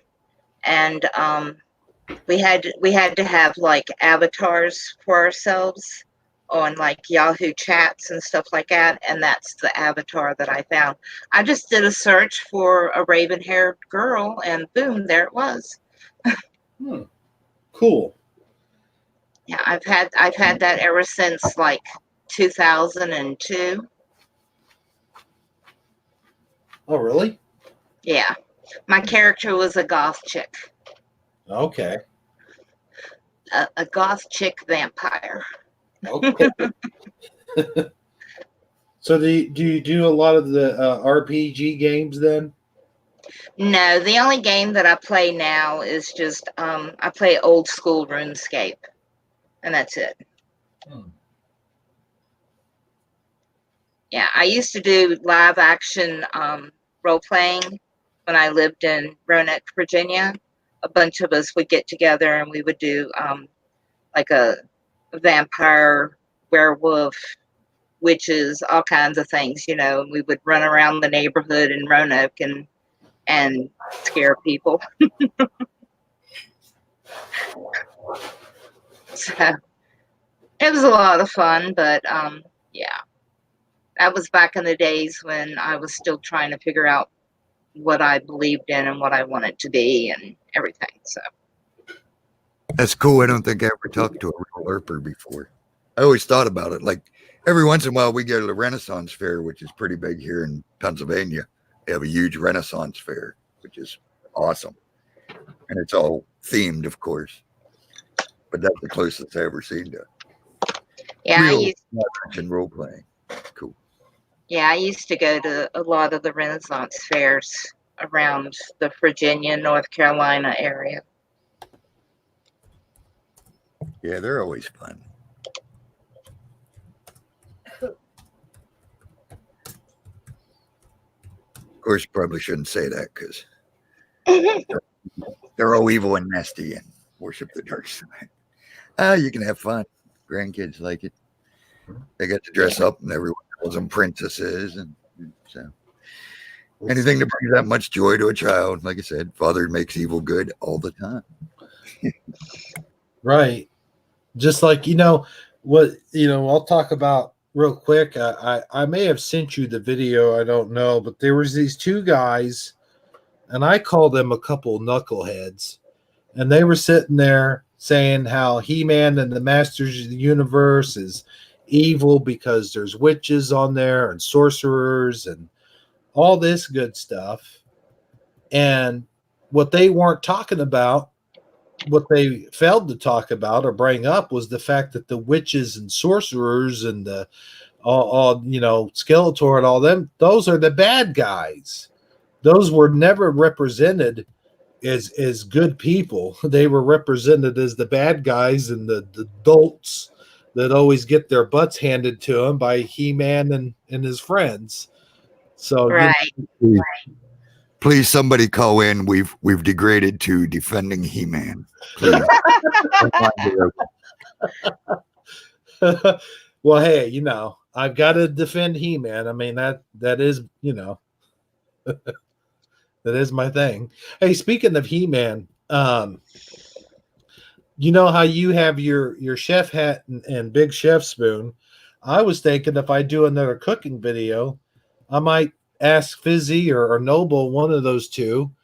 By the way, I spoke to Noble a little bit today. I told him it was good to see him back, and we all missed him. And he said, "Cool, brother, thank you." And So, me, Noble, and Dan talked till 4 a.m. last night. really, Like, holy crap! I got to go to bed, dudes. Yeah, after the show, I jumped in StreamYard and yacked with him for 4 a.m. until I went to bed. well, that's cool. Yeah, I am glad to see him back, man. We got worried about him there for a little while. You know how I did when I did my videos, like, well, Noble disappeared in the Mandela. At least we got the DeLorean back. Do what now? You have to do another episode now. We got the DeLorean back. Oh yeah. You need to bring him back, dude. Why ain't you been on? You should already had this episode done. What are you doing, dude? Noble comes back. You don't even have the special episode up. Sometimes I worry, my brother. Sometimes I worry. I know. I'm a little not there sometimes. I know you had a lot on with Grandpa, so I'll let you slide this time. But yeah, I expect a new episode like sometime soon. Hey, I won't disappoint. I haven't yet, I don't think. At least I hope. But getting back to what I was saying, though, it was like I might have one of those two make me an avatar that has the chef hat, and then my sword here could be the spoon or spatula. I think I might have a spatula. That'd be kind of funny. And then have like Kiss the Cook apron on the. You see where the chest armor is? I have it This call covered. is Oh, there's a call. Cool. Oh yeah, my apron, although it's only in the last pic in the video, my apron says my chili's best because it's blessed. Ah, cool. We do got a call. I think it's our universal consciousness, but we'll see. He said he's going to call in. All right, cool. You are live. Hey, hello, what's up, everybody? What? It is our universal consciousness. What's happening, bud? Always good to hear from you. Nothing much. Can everybody hear him? I can hear him. I can hear him. Okay, cool. So what's going on, Universal Consciousness? How's it going? Good. I just wanted to call in, drop by for a second and say what's up and take up a little bit of airtime for a second, maybe. Yeah, I don't know. I don't really have much to say, like I said, but I was talking to, do y'all know who Jay Chris is? Yep. Yeah.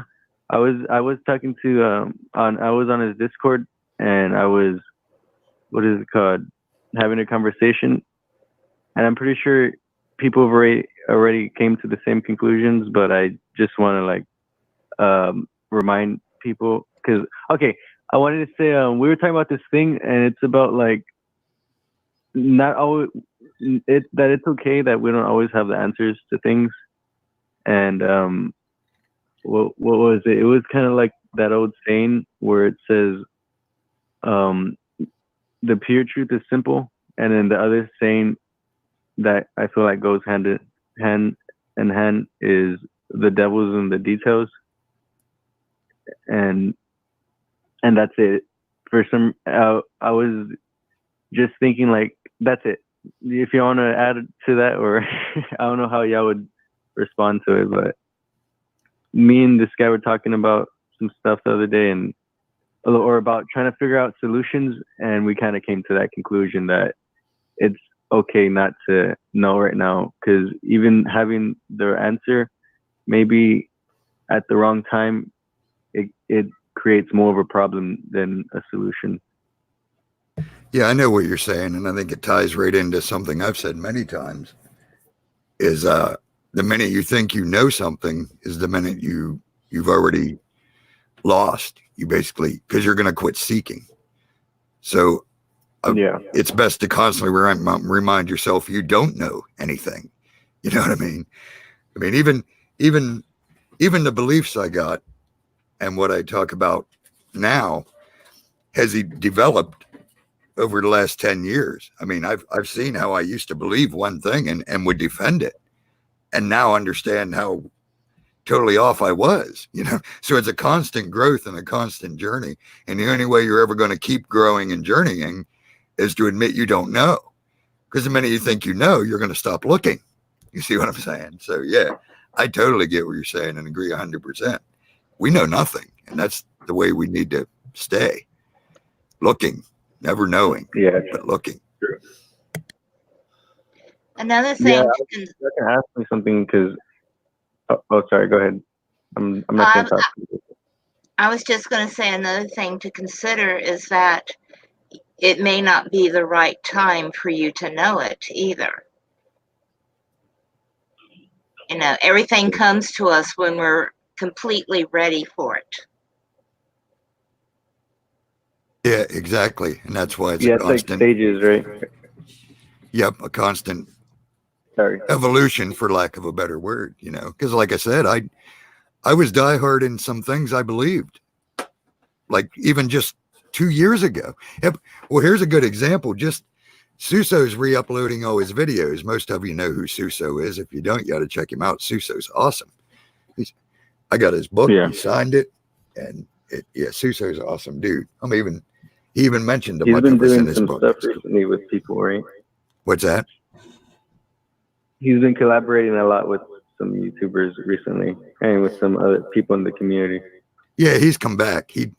went away for a bit. But yeah, Yeah. Suso's been around a long time, but he has just recently come back. But yeah, that's a perfect example. He was re-uploading a video that me and him did well over a year ago, and he premiered it. So, and he hit me up and he said, "Hey, you're on." I was like, "Oh, cool. I'll pop in and check it out." Well, I was a little late getting there, but I popped in, and even just listening to myself from a year ago, and I even typed it in the chat. I was like, "This is blowing my mind," because I realize how far I've come in a year from even what I was so sure of then.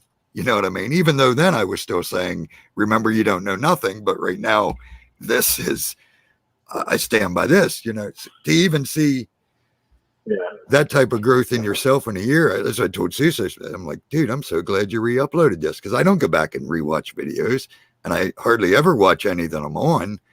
You know what I mean? So I may start doing that, because it's quite eye-opening when you're really seeking and open and learning. The progression is probably a lot greater than you even realize, unless you look back at where you were before. You know what I'm trying to say?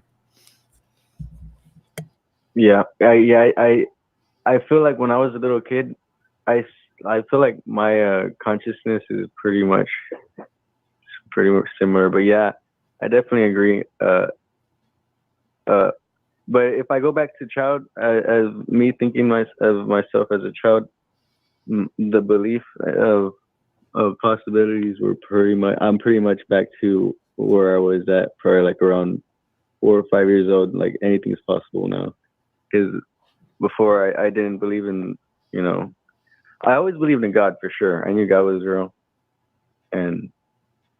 but just the possibility of how reality works, that's probably the thing that definitely made me, you know, question things, because I was like, yeah, something definitely is going on here. But yeah, that's all. I wish I could.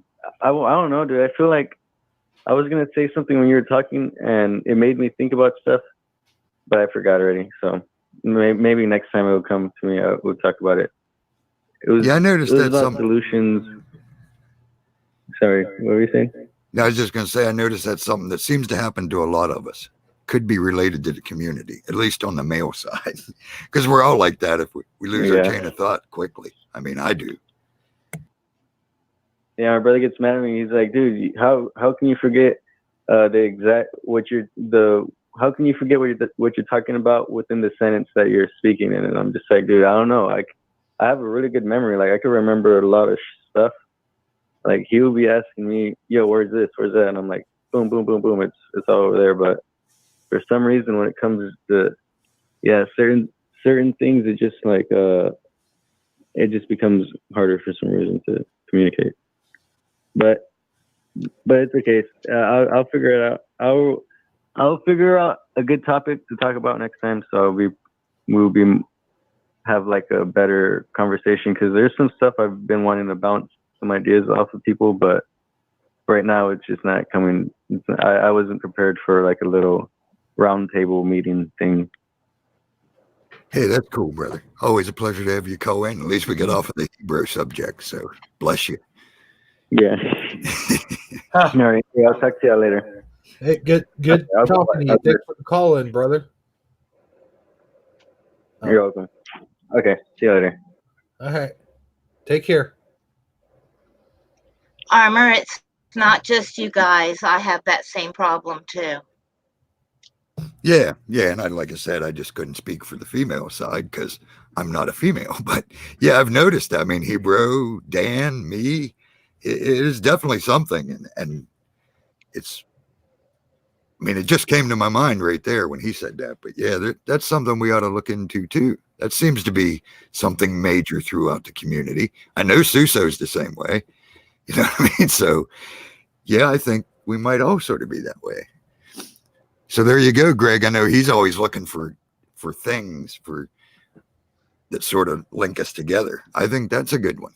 I think we all sort of lose our chain of thought. I mean, even when I just started talking there and mentioned Suso, by the time we got done talking about Suso, I almost forgot about why I mentioned Suso. And the fact that I watched that old video, I was like, now what was I going to say about Suso? You know what I mean? Almost. So yeah, it's very strange. That is definitely some type of link, I think. Because Rain's saying also she's that way. It's not just the men. So there you go. I think we just discovered a major link in our community. I really do. So that's always cool. Data points for the investigation, Greg says. Yep. He's our investigator. He's doing a good job. He's looking at things from a different angle, which is what I like. Yeah, I can't wait to maybe have him on the show sometime and have him tell us what he's discovered so far. I know he's been busy keeping up on that stuff, and it's pretty awesome, you know. Yep, absolutely.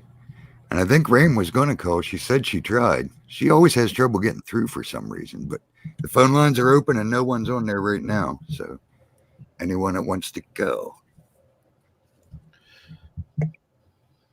But I tell you, that happens to me a lot. And you know, going back to what he was saying earlier about the knowing and not knowing or whatever, there's times where I'll go through and I'll be reading that Bible, like I do my Thirsty Thursday, for example.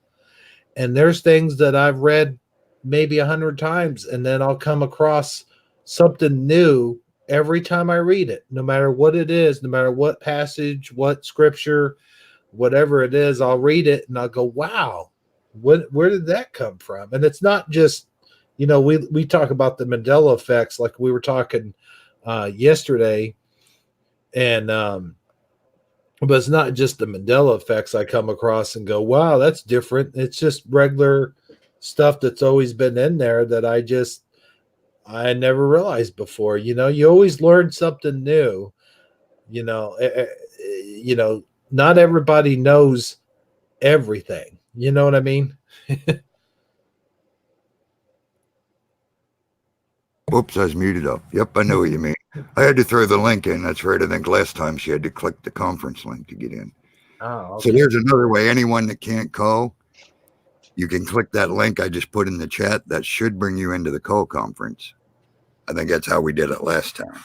So we'll see you in a minute.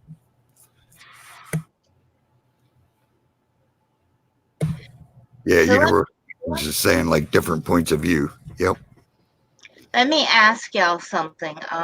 When I was young, I used to, anytime I would have an issue or a problem, and I would pray over it, and I would sit down and I would, just like close my eyes with my Bible in my hand, and I would say, guide me to what I'm supposed to know or what I'm supposed to hear at this moment. And sure enough, I would open my Bible with my eyes still closed and just open it up to wherever and point, and boom, there would be the perfect answer. Absolutely. Used to do that all the time. In fact, I can give you a quick little story. Rain's on the phone, so I'll unmute you in 1 second, Rain. But let me give you a quick little story that illustrates exactly what you're saying. I was a Jehovah's Witness for a long time, up until the story I'm about to tell you, and then they kicked me out. But so I was a Jehovah's Witness for a long time and was convinced, had my 3 children I think we had 3 then. Yeah, had all 3 children at the time, young. They were young, and was not going to do Christmas. And a lot of my friends were mad, and my one buddy even went and cut down a tree and brought it. And it was, but I was convinced, I was convinced we shouldn't do Christmas. And my other friend, me, my wife, and my other friend Bonnie, we studied together with the same 2 Jehovah's Witness people. We'd meet in one of our houses. We took turns and we'd study together. So she was a Jehovah's Witness too, but she wasn't convinced about Christmas, and she was going to have Christmas. And I was sincerely worried about her because I believed we shouldn't, you know what I'm saying? So I was praying, and I asked Father, I was like, I'm going to open it up, just like you're saying. I said, show me what I need to show Bonnie, because I don't want her to go against what you want us to do, is basically what I was praying. You understand? I was praying for proof for her that we were right, that we shouldn't be doing Christmas. I opened it up, and I believe it was Romans. It may be in one of the other letters. Might be Corinthians, but either way. Oh, Rain, you didn't have to leave. Oh, she's going to get different headphones. Okay. Either way, I opened it up, and it was the part about where don't throw stumbling blocks in front of your brothers. Some celebrate the new moon, some don't. Some do this, some don't do this. Some eat pork, some don't. It was the whole thing about it don't matter what they do as long as their heart's in the right place, basically.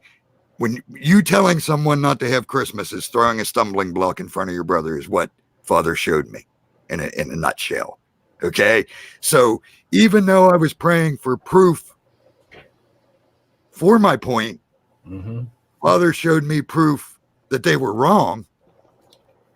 And needless to say, we had Christmas that year. I put the tree up my buddy brought, and I went to the elders and said, look, I got a problem. We need to quit telling people this stuff about Christmas, because right here, and I read them the scriptures, and they said that's when I no longer needed to be a part of the Jehovah Witnesses, and that was the end of my Jehovah Witness stuff. But so yeah, I absolutely 100% know that you can do that with the Father, but be prepared, because he might not give you the answer you're expecting. He might just blow your mind and switch it right around to the right thinking. So yeah, that definitely works. Now I think I don't do that as much anymore. And I'm not saying it's a bad thing to do, because who knows, I might still do it sometime. But now I notice he answers me more when I'm thinking about something. I won't necessarily say I'm going to open this up and give me he pretty much answers me somehow before I ever get to that point.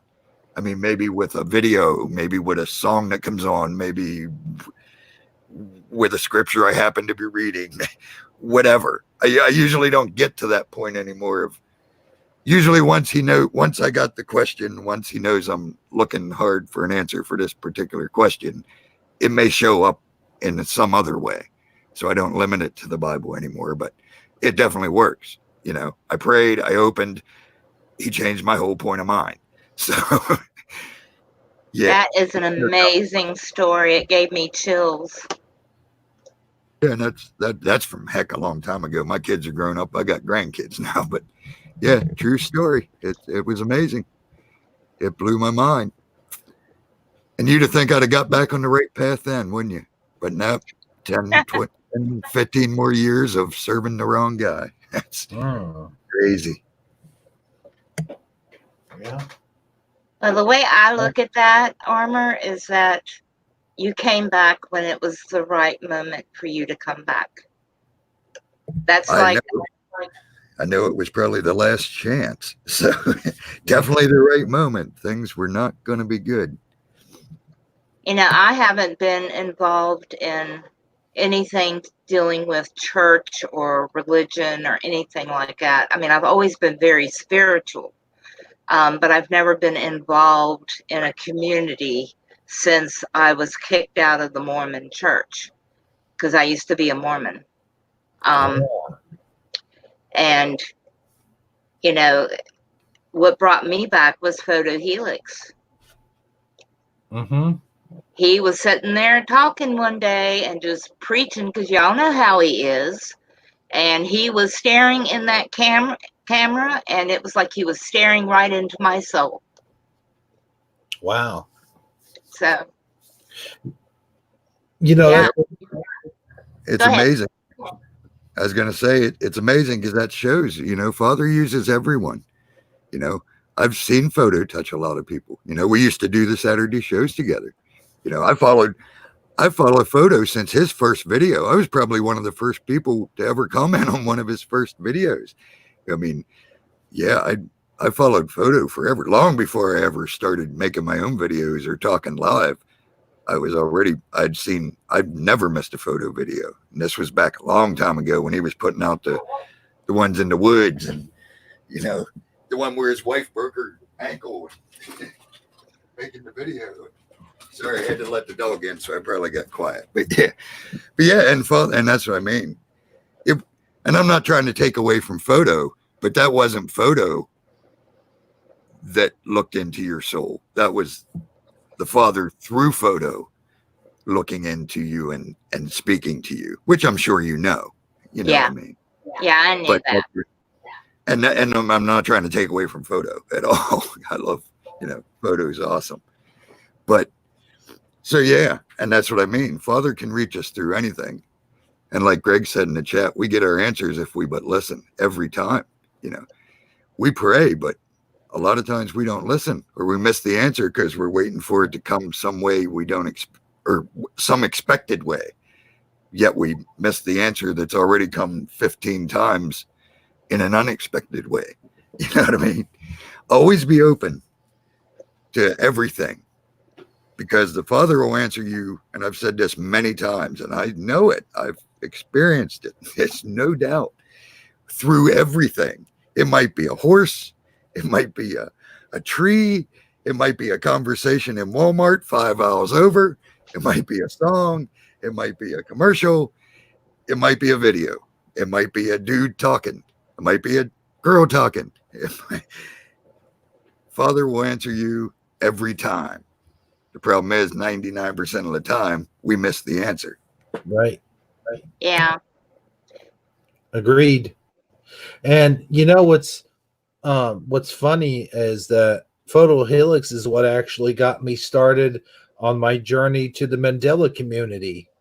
I was very skeptic at first, and I even did a video trying to debunk the Mandela effect. And it took, like I said to you yesterday, that the Lion and the Lamb was the one that really got me turned over. But when I watched Photo Helix, it in a way he inspired me. He inspired me to want to try to do a debunking video against the Mandela effect.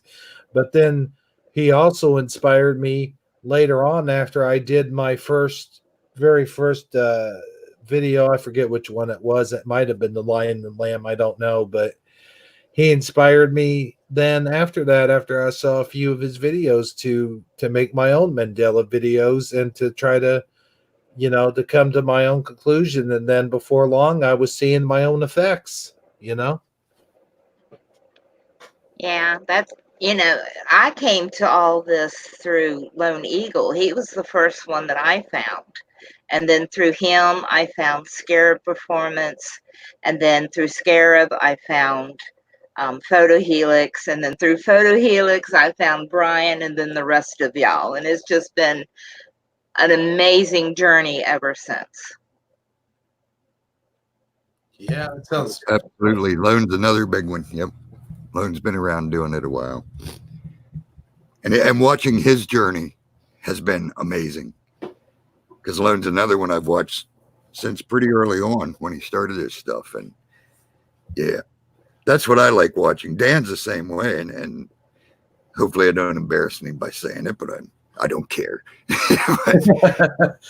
just watching his journey. I mean, I've known Dan a while now. I mean, he brought me on his show when I had that whole thing there just had to be Father inspired, the whole way that all happened, because I was a nobody with maybe, I don't even think I had 20 subscribers yet. And here's Dan with this huge show I end up being a part of. But even just watching his spiritual growth, and like I said, watching my own, now that I look back and see that video from a year ago, it's amazing to watch how we're all, like I said, I think we're all growing way quicker and more than we even realize. Start going back and watching stuff you said. I mean, this only helps people that made videos. That's why we should all be making videos, even if it's just talk about what you think at the moment. I'll tell you what, it'll blow your mind. We're growing, people. We're growing awesome. The Spirit's definitely being poured out. Use it. Do it. Do what we're meant to do. This world's about to get hit with something awesome, and we're part of it. Yeah. Sorry, go ahead. I was just going to say, I've been watching Brian's journey, and it's just been amazing to see him becoming more and more spiritual. Yeah, I just think, go ahead. that's a great example. I just wanted to say that's another perfect example right now is Brian. Yep.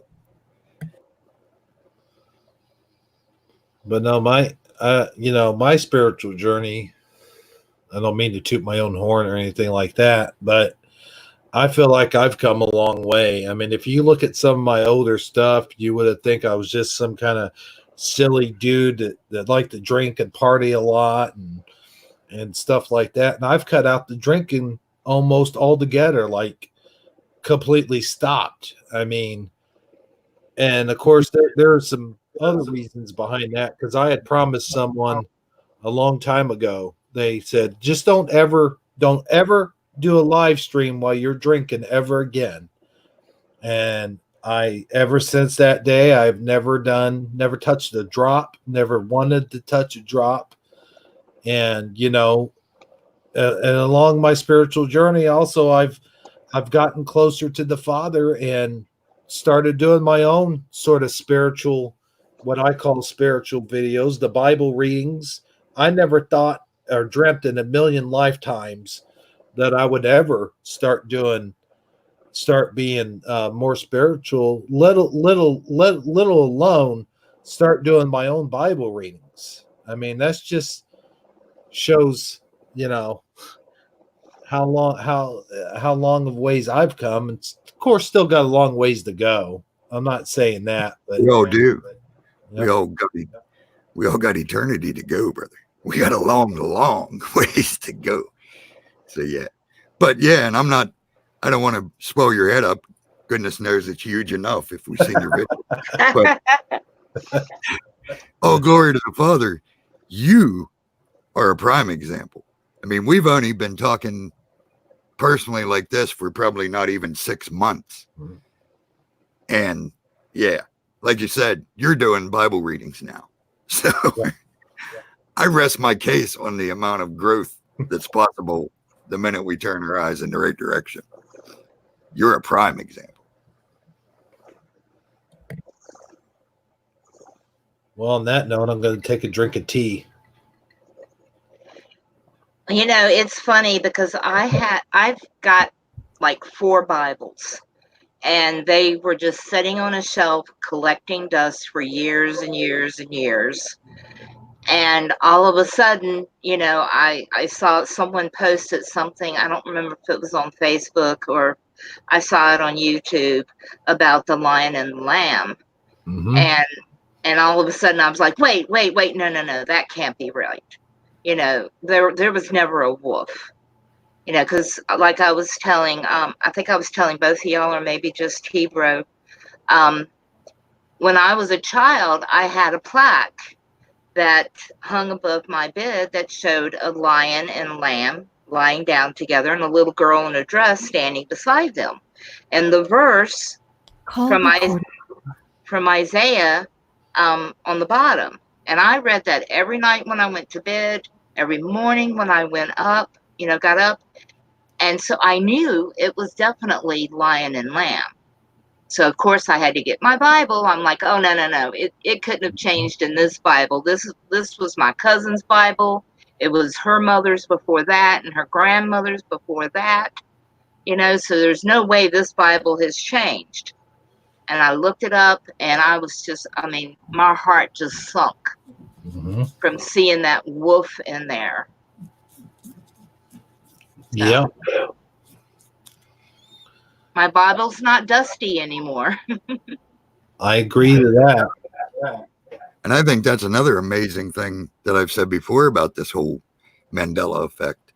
And CJ in the house, always awesome to see. Connie, welcome, sister. People who wouldn't even think about picking up a Bible, like we've just been talking about. At least that caused them to even get their Bible down, dust it off, or get one and start looking just for the effect reasons. And then maybe accidentally find something more. You know what I mean? So yeah. It's got people looking at the Bible again, which is awesome. And that's, that ties into what you said earlier, is the Father can always take anything Well, that's not bad, but I'm saying he can take anything, turn it to good, you know? If that Oh, gets, oh, sorry, I meant to, if that gets people reading their Bible and gets them interested in more things, it gets, tries, and if that leads to getting them closer to the Father, then I'm all for it, you know? Right. Well, I've never really thought of a wolf as being a bad thing because, I've got some Native American blood in me. And I used to go to, I have a tribe in North Carolina, a Cherokee tribe. And of course, one of their totems is the wolf.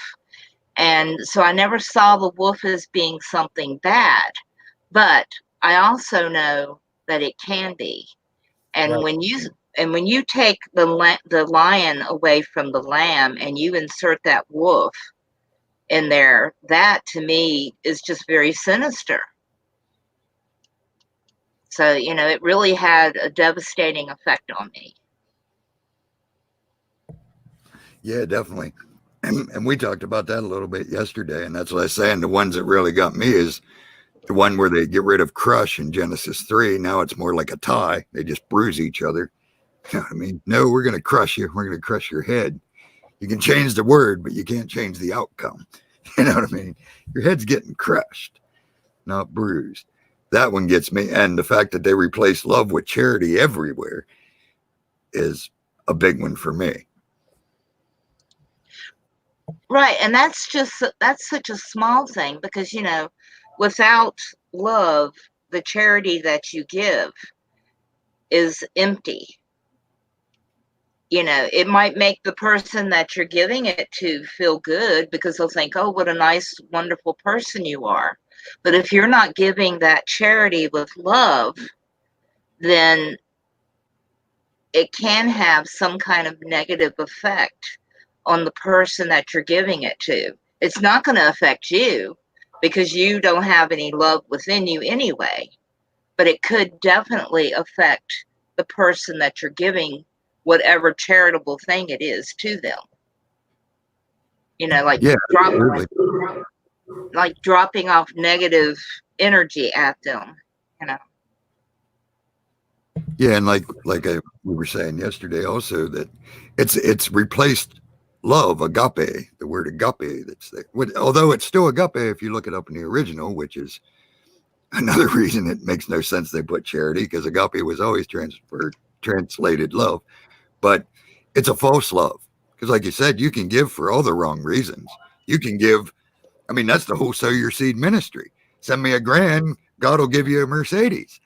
You know, you can give for the wrong reasons. You can give to pump yourself up. You can give because you think you're so much better than them. You can give for a lot of wrong reasons that have nothing to do with love. But so replacing love with charity was replacing love with a false type love is one way to look at it. And that's why it bugs me so much. No, it's love. It's pure 100% agape love. That's the main thing, not charity. Charity is just a side effect of love. Right. I agree with that.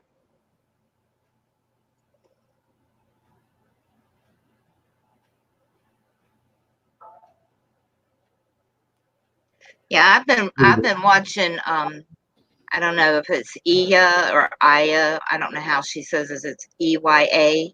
I've been watching her videos and she has like a ton of the Bible changes. And it really makes me, now I'm really searching the Bible looking for the changes. Not that I knew a lot about the Bible. I have read it all the way through at least once, and I remember the important things, but the little things, I probably wouldn't pick up until I started watching her videos, and now I'm like picking all that stuff up too. Yeah, she definitely covers how a Bible changes, no doubt. And she's been around quite a long time also. So you heard anything from, oh, sorry, man. Prelim a shout out, prelim in the house. Have you heard anything? How's the phone lines doing, brother? They're still up. Oh yeah, we should tell people. Phone lines are still up for the new ones that came in case anybody wants to go.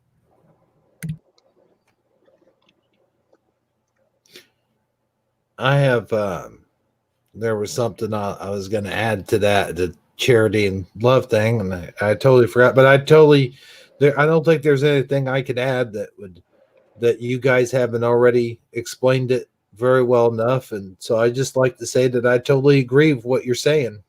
You know.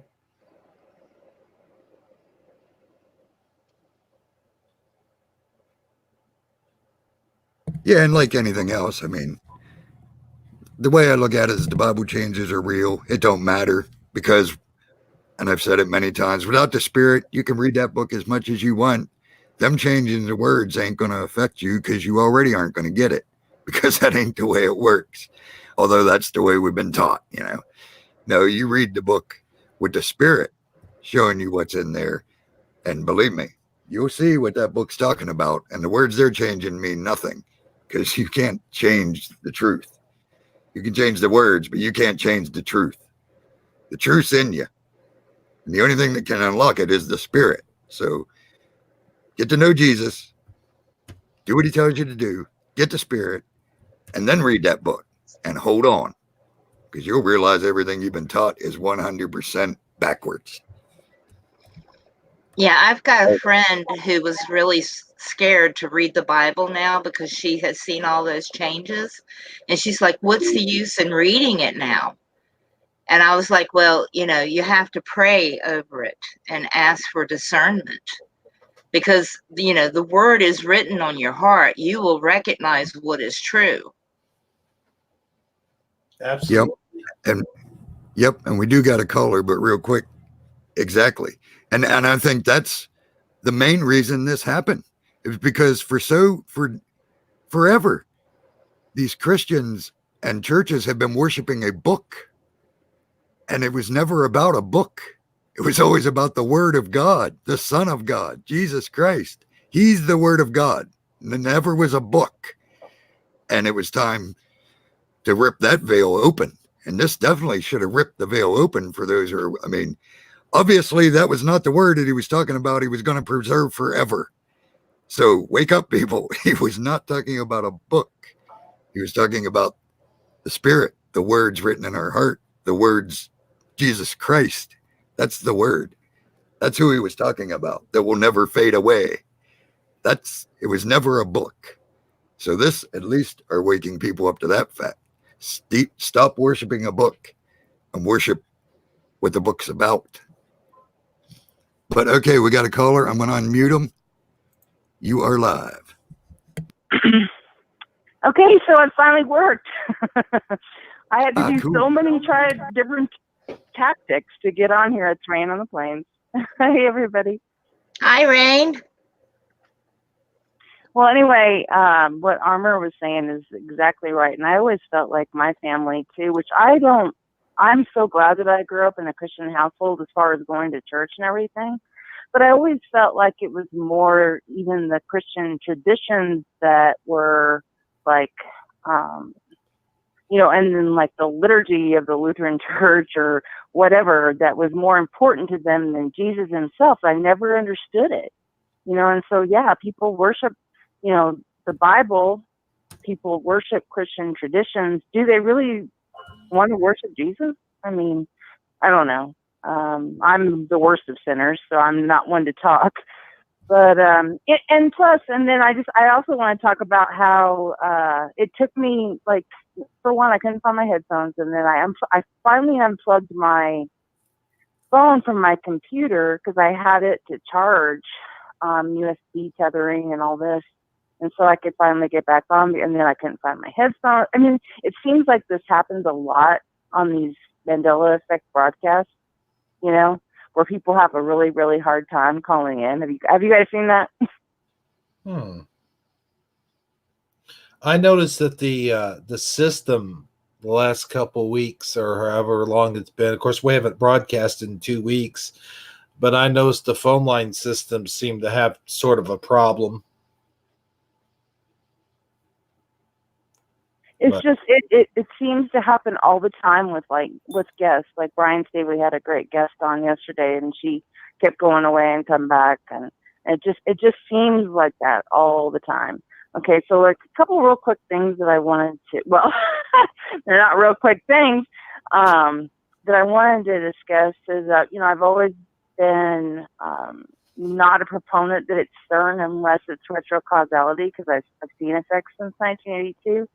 But if it's always happened, was it just totally hidden from us, or was it because there was no internet for us to find out that the Mandela effect is real? I don't know. What are your thoughts on that? you want to go, or I mean, I don't. Is that Anybody? right? Or Raven? I'm here. I had to. Sorry, I was muted. Yeah, I had to do something real quick, but I'm here. Ask Okay, it well, again, Rain. What I was just saying was that, unless it is a retrocausality thing where CERN can actually change the past, and that's what's been happening to changing history and stuff like that. I mean, that's why I've never been a proponent of it unless that's what's happening, because I saw it in 1982. So has it always been changing, and why didn't we know about it unless, like, for instance, I grew up in high school without the internet. Never needed a cell phone or the internet I went to the encyclopedias, but I'm old though. But anyway, is it a retrocausality thing, or has it always happened? Are they changing the past right now? Are they trying to change? Because if you listen to Jordy Rose's TED Talks, he talks about that a lot. How they're trying to go into these parallel universes to grab resources for whatever they need in their current, universe. But I mean, if you have all these multiple universes doing this at the same time, well, how does that even help you? I don't know. It's craziness. Yeah, and I've heard all the Gordy Rose talks. In fact, I got probably most of them downloaded. So yeah, I know what you're saying. But as far as has it been happening, I've told this story before, but hey, zombie cat cub, our favorite lurker, popping up in the house. Always good to see the zombie cat. But when I was a child, because I used to walk to church. My family wasn't religious, but I would walk to the little Baptist church so I could go to Sunday school and stuff. And I remembered learning the Lord's Prayer. And the way we originated, because that's one of the things you learn in Sunday school, at least back then. So we learned the Lord's Prayer. And the way I learned it originally was, Our Father who art in heaven, hallowed be thy name. Thy kingdom come, thy will be done on earth as it is in heaven. Give us this day our daily bread. Forgive us our transgressions as we forgive those who transgress against us. Lead us not into temptation. Deliver us from the evil one. Thine is the kingdom, power, glory forever. Amen. That was the way I was taught as a child. As I was growing up and continuing going to church, all of a sudden the Lord's Prayer changed to trespasses. Now, I was like 8, so I didn't question anything. I just figured, okay, I didn't think anything. I just learned the new Lord's Prayer, which changed to trespasses. So now, of course, it ain't even trespasses anymore. So I know for a fact, whether it was a Mandela effect or what happened, I know somewhere along the line when I was about 8, everyone quit saying transgressions and started saying trespasses. So what that was, I don't know. You know what I mean? Was it a Mandela effect back then? I don't know. I was 8. But I know there's no doubt in my mind, all of a sudden, we learned a new Lord's Prayer. And transgressions was never there anymore. And also, no one ever says evil one anymore. They just say evil. It was always the evil one. He's the one we're being delivered from. The evil one, not just general evil. we are general evil. So yeah, the Lord's Prayer is a big one for me. On that one, I don't know. Because, you know, you go to church every day and it's just like all of a sudden that, you know, the words you say or whatever, or church every Sunday, and then it changes like that. Well, I knew for sure when it changed to debtors that something was up. I mean, because, and it may have been transgressions an evil one for me. I don't know. I can't really confirm that. But I will say that my childhood church still says trespasses. They still do. It's basically almost 100% my family because it's a very small community and stuff. But they still say trespasses. They've never gone debtors. Never. Same way here. And I grew up in a Catholic church, and I just remember the Lord's Prayer. We'd always say trespasses. And Prelim says in the chat, he learned trespasses in the 70s and 80s. That's exactly when it would have changed. I was born in 63. Right. I was 8 in 71. It was about 71 when it changed to trespasses. And even when it changed to trespasses, we still said evil one. Evil one left the same time trespasses did in my reality. We always said the evil one up until just, 10 years ago or so. Not that I went to church ever. That may be why I never saw transgressions, because I was born in 67, so I'm a tiny bit younger than you. So that might be, because I've heard other Mandela affected people talking about how their parents and stuff say how like there's been weird changes to the Bible or whatever, from like ages and ages ago, like decades. Well, we're already into decades right now, but I mean, even like in the 40s and 50s, they saw stuff. What's interesting? Yeah, that might be why I'm not totally 100% on the transgressions, because if it would have been 71, I would have only been 4 years old. What's interesting is in the 70s when they did the Jesus of Nazareth movie, if you go and you watch that movie and Jesus teaches his disciples, this is how we shall pray. And when he does the Our Father, he says debts and debtors and that version. No way. Yeah. Whoa. Wow. Yeah. See, and that's why I think maybe some of it is natural, and maybe some of it is stuff that they're doing. I don't know. Maybe it's a combination of things. Well, there's no way any of this could possibly be natural. This is 100% supernatural. Right, but I mean something not made by CERN or D-Wave. I mean, I don't think that just happens all along the course of history is what I mean by that. Yeah, I don't think man's doing this. Not at all. I've never been a proponent of that. And I've studied all the CERN and I've seen all of I've said I got most of that stuff downloaded for my research. But no. Now, man might be playing a small part in it. But no, this is beyond something we can do. This is a pure spiritual change of some type, in my opinion. I was watching a video. I'm sorry. Now, I was just going to say, I was watching a video the other day, and I can't remember who it was that posted it. And they were saying that they believe that this kind of stuff has always been happening, and that the only reason why it's so, predominant now is because we have the internet, and we can all connect and we can all talk about it. Back then, people couldn't talk about it as much, and except for like in small communities and stuff. Right, or if they did talk about it, they were put in insane asylums. I mean, I've seen examples where if you look at history about specific people and specific cases, people were saying this a long time ago, and they were labeled crazy and put away. And so, that could happen to us too. I'm not afraid of it necessarily, but I have talked about that. That was actually one of the first videos that I did on my channel, was like there's like 4 or 5 different references in psychology to what we might be experiencing and what they could label us with.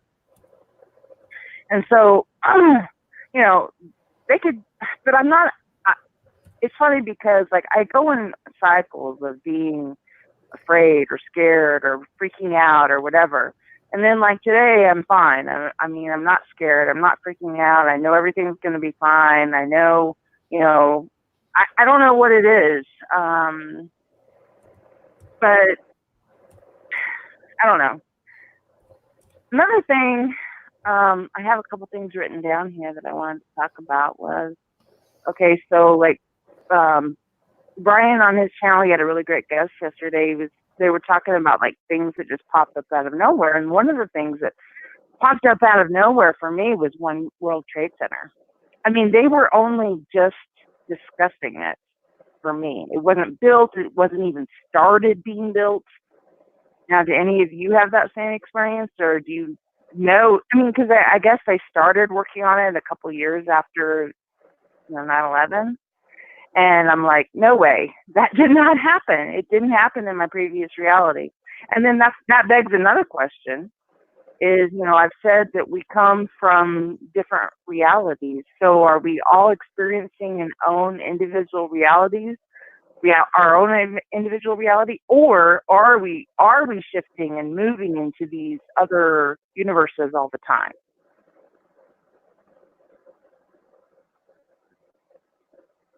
Well, I don't remember the One World Trade Center getting built. And it just seemed like all of a sudden, poof, out of nowhere, there it was. I mean, I'm not the only one. Guys, I'm curious, or anybody in the chat. Of course, I can't see the chat right now because I had to unplug my phone to finally call in. But I mean, because that's a huge one for me. There's several huge ones, but stuff that pops out of nowhere bugs me. I'm sorry, I didn't mean to interrupt a while ago. I have that clip from Jesus of Nazareth if anybody would like to see it, or if you want to try it after the phone call or something. I figured why we have you on here. Yeah. Huh? Because if it says debtors in the 70s, that's pretty huge for me because it never said debtors in the 70s. Never. That's when this movie came out in the 70s, and this is where he says it at. Do you want me to go ahead and share my screen? Yeah. Okay. Okay. That's All right.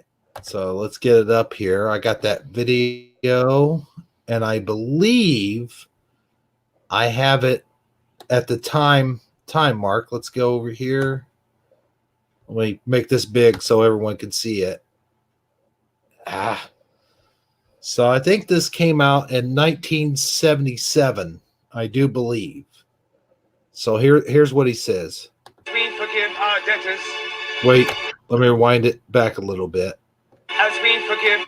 Hold on. Sorry about that. And forgive us our debts. As we forgive our debtors.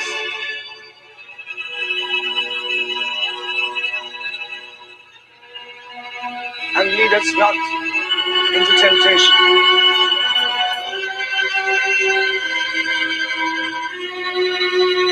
But deliver us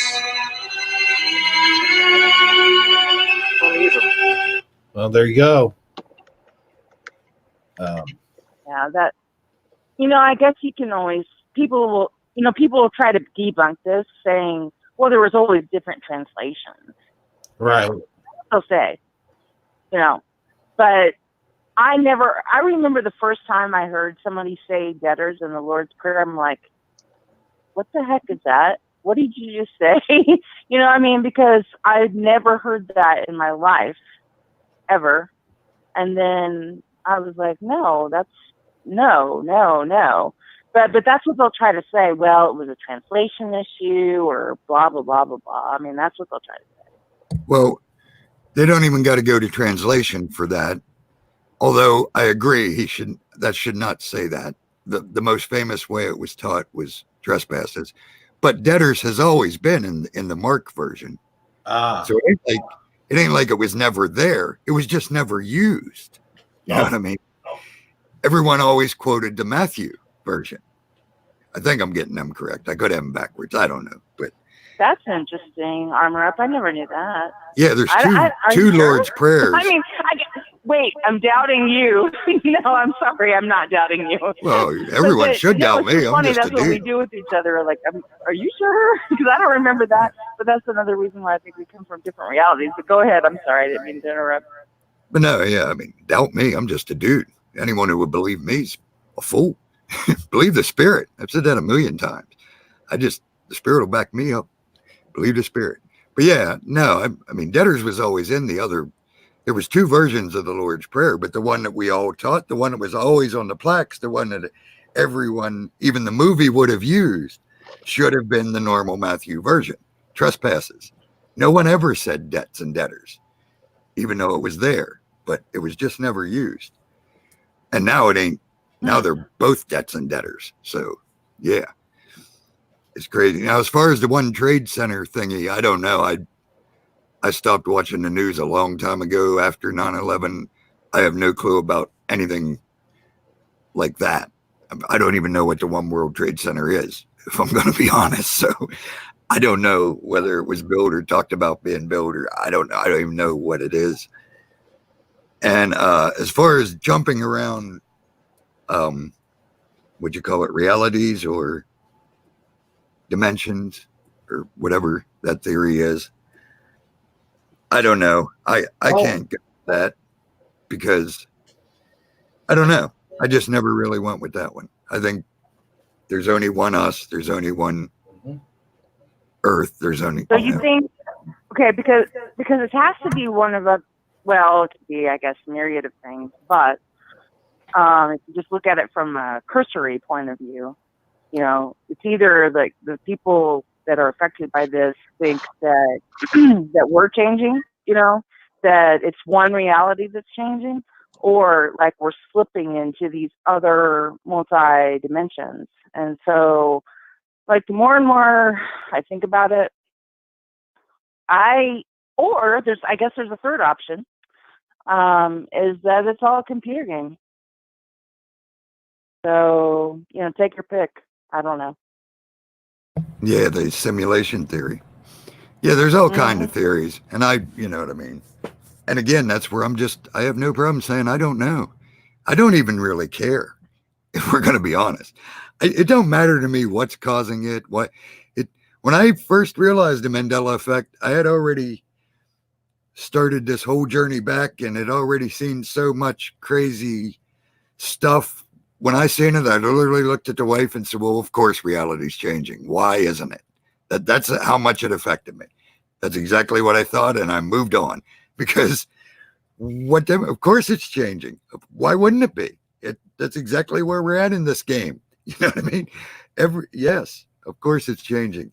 Reality is malleable. There's something way bigger in charge. Yes, of course it is. I don't care who did it, why they did it. None of that really means I don't care. It's the same way with the flat earth thing. I just don't care. It don't matter to me. I don't, you know, none of it matters because there's way more important things than a Mandela effect and a shape of the earth. Way more important things than that. So I've never dug in. I mean, I've listened to the theories. I hear the theories. I'm on Dan's show, so I hear all kinds of Mandela effect theories and stuff. But I don't throw my hat in any of the rings. I don't know. It's one of the many things I may never know because I'm not seeking the answer. I'm seeking the answer for bigger stuff myself. So I'm never going to know why it happened. You know, what are you seeking the answers for? What I'm supposed to be doing to further his kingdom, what my job is, how to wake people up to the fact that we all got a job and we need to start doing it because time's about up. I've said it many times and I don't set no dates, but it's almost over.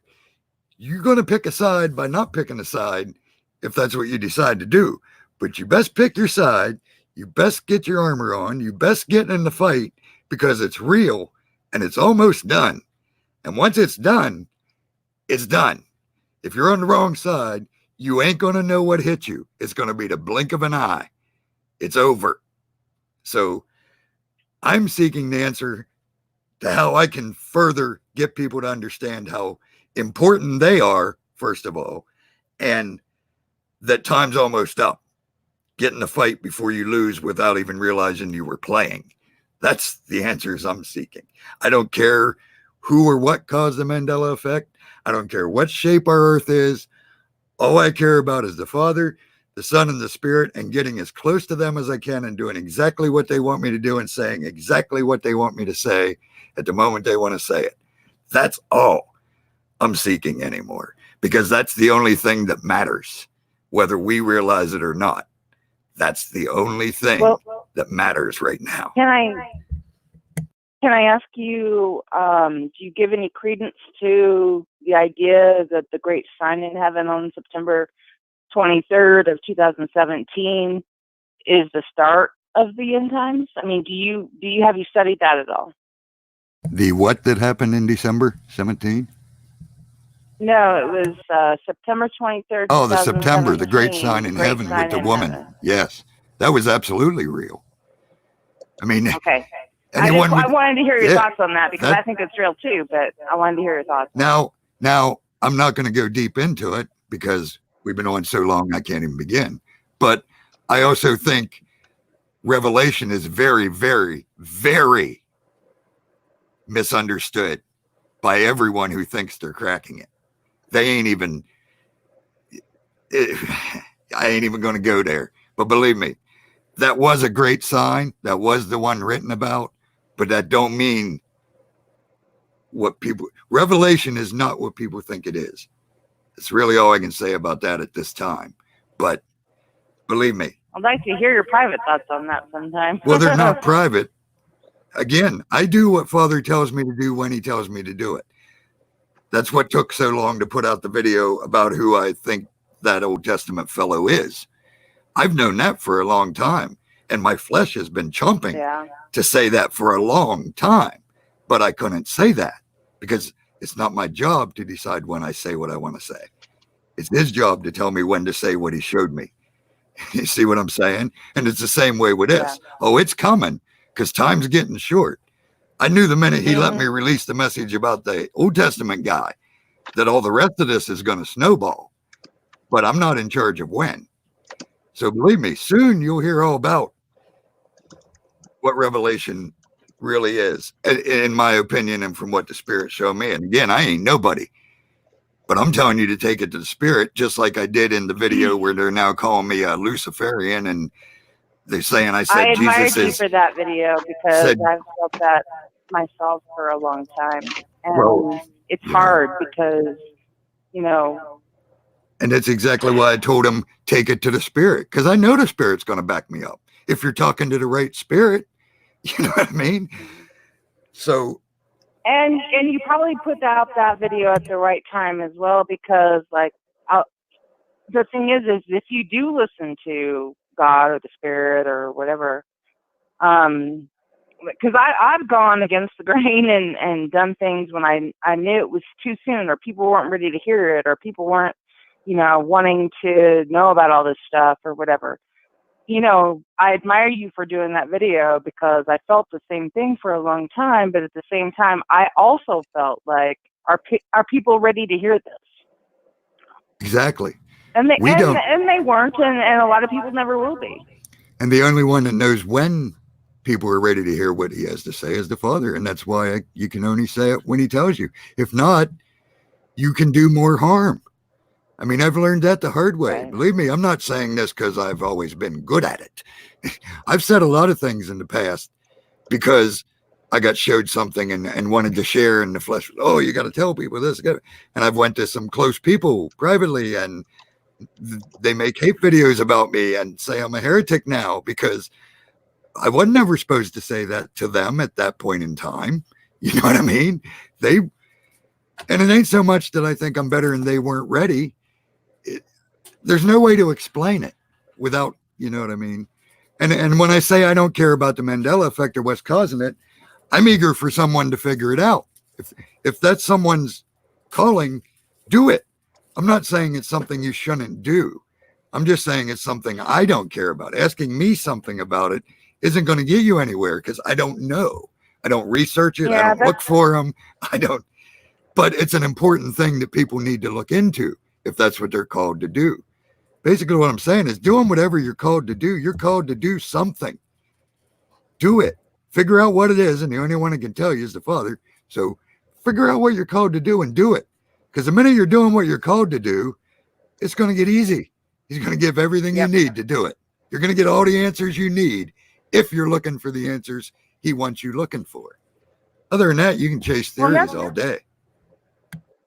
Yeah, and that's why, I actually feel more called to investigate what's causing the Mandela effect than the whole flat Earth versus global thing, because I don't get into those discussions because people are so like adamant about one way or the other, and I'm like, it might not be any of those things. It might be a dodecahedron or like a flat Earth in a toroidal field. It might be whatever. It's a realm, whatever we live in. I think people know. I think people, like even NASA, I think they probably know, what it really is, but they're not going to reveal it, And so like to investigate all that stuff is, that part of it is not really important to me, although I love the discussions about it. And I love the different ideas, especially I think the toroid thing really has something to do with it, or like the dodecahedron, like I said. But nobody says all that. So it's like, whatever. I mean, it isn't that important when it comes down to it, like you said.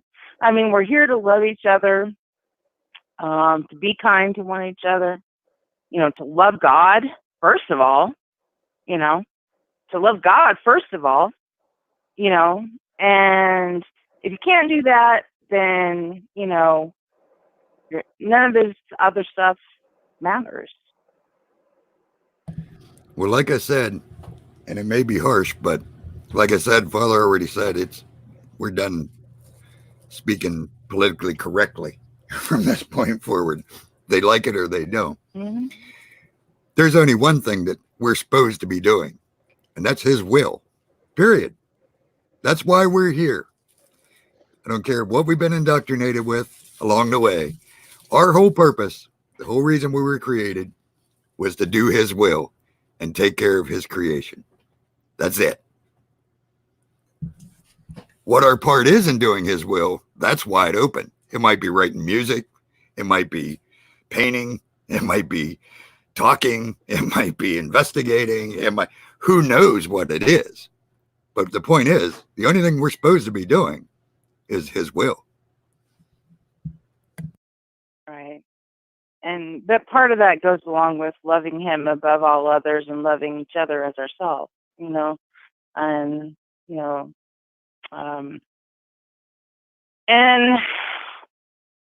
I don't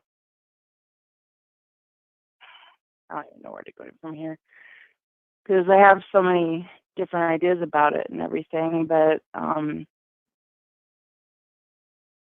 that's why I can't stand to see like, little disses between channels and stuff like that. And, I don't know.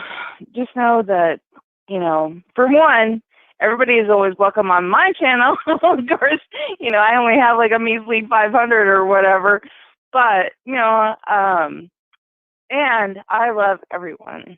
I mean, even if I think there's only certain people that I wouldn't want on my channel, and that's when they really get in the chat and they say, you're stupid, you don't know what you're talking about, you don't, you're crazy, blah blah blah. Now, yeah, I might ban somebody like that, but if someone is disagreeing with me on any important point that I think is true, I don't care about that.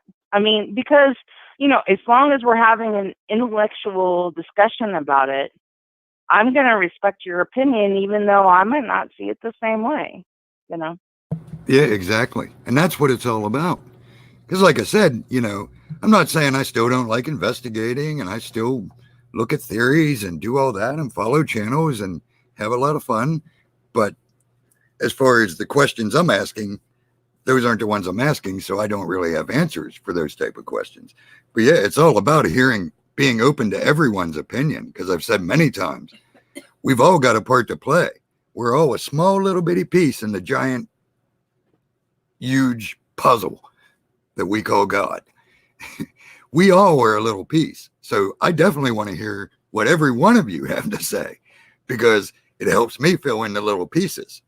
That's what discernment and the Spirit's all about. I'll know if you're telling me something that fits or if you're just not. You know what I mean? If you say something and it rings true, boom, there's another little piece in my journey, because we're all on our own journey. So it ain't up to me to tell you whether you're right or wrong. It's up to me just to hear what you have to say, make my own personal decisions, keep them that way, and move on. That's basically what it's all about. It's all about sharing our information, because ain't none of us got it. None of us. We all just got pieces.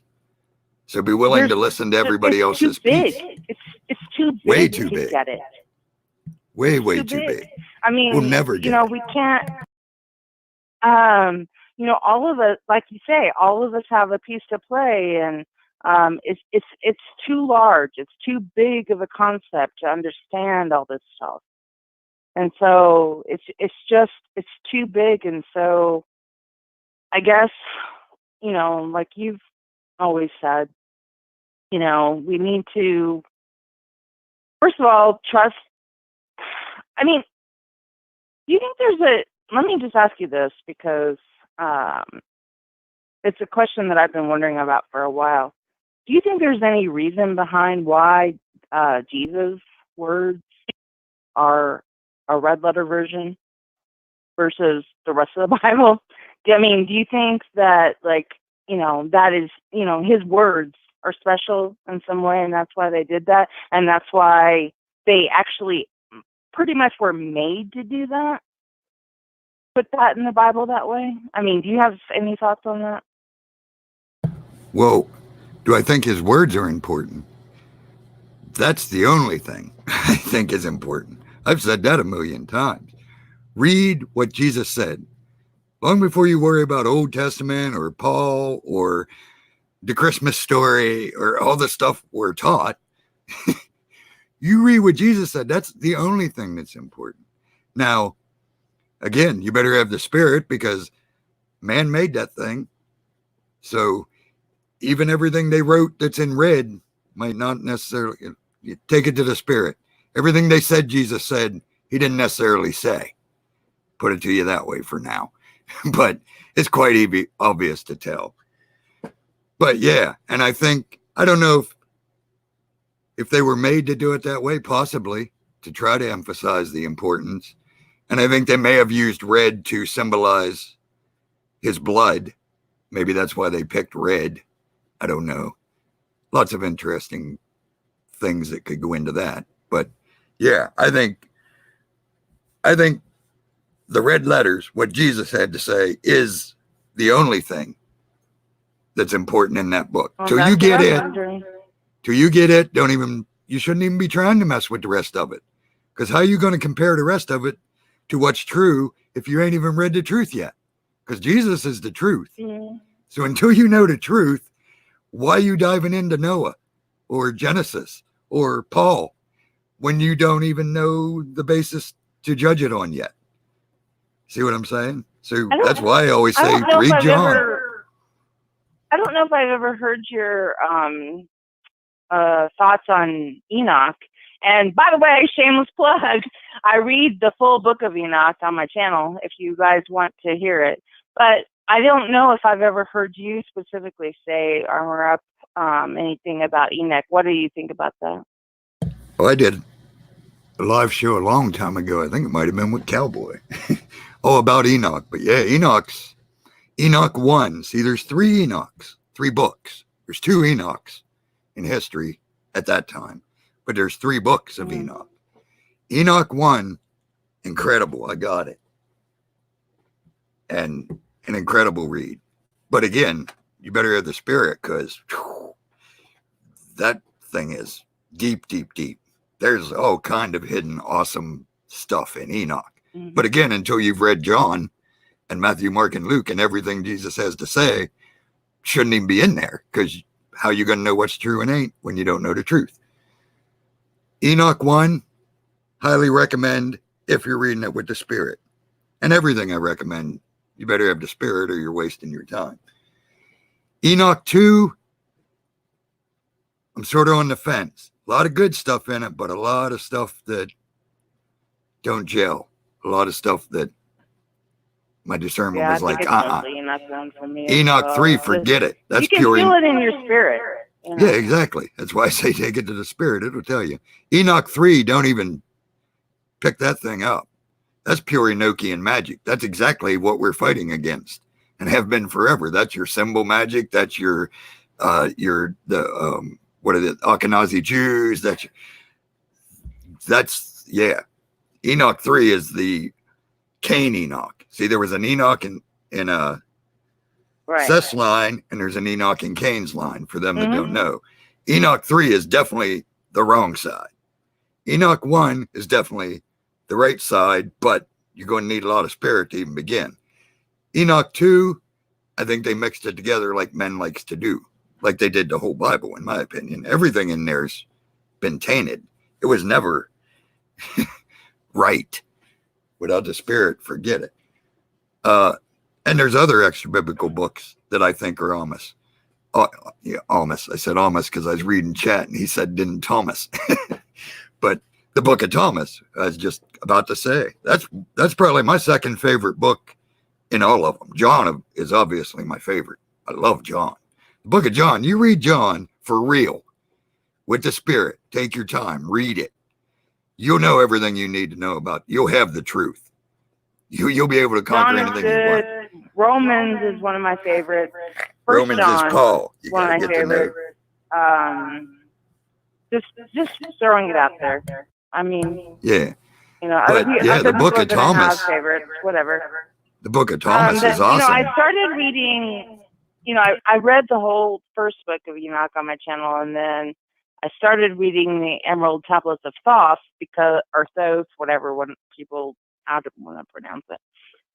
And then it got to a weird point where it was talking about spells and stuff, and I quit because I was like, I'm not gonna read this spell online, and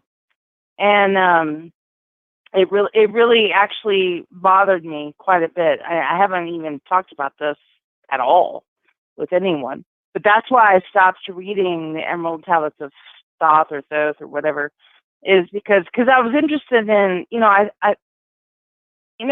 go ahead and read it for yourself, but I'm not going to speak spells on my channel. You know what I mean? Because that's evil to me. I don't know. It was a weird thing. I got to the, if you look at where I stopped reading it, and I still want to go back to the Book of Adam and Eve. That is really, really, really good, and I need to keep doing that. But Emerald Tablets of Thoth, it started getting into going into a quote unquote spell. And I was like, no, I'm not doing this, And I started reading the chapter, and then I didn't put it online because, I'm not going to read spells. I'm sorry, whatever.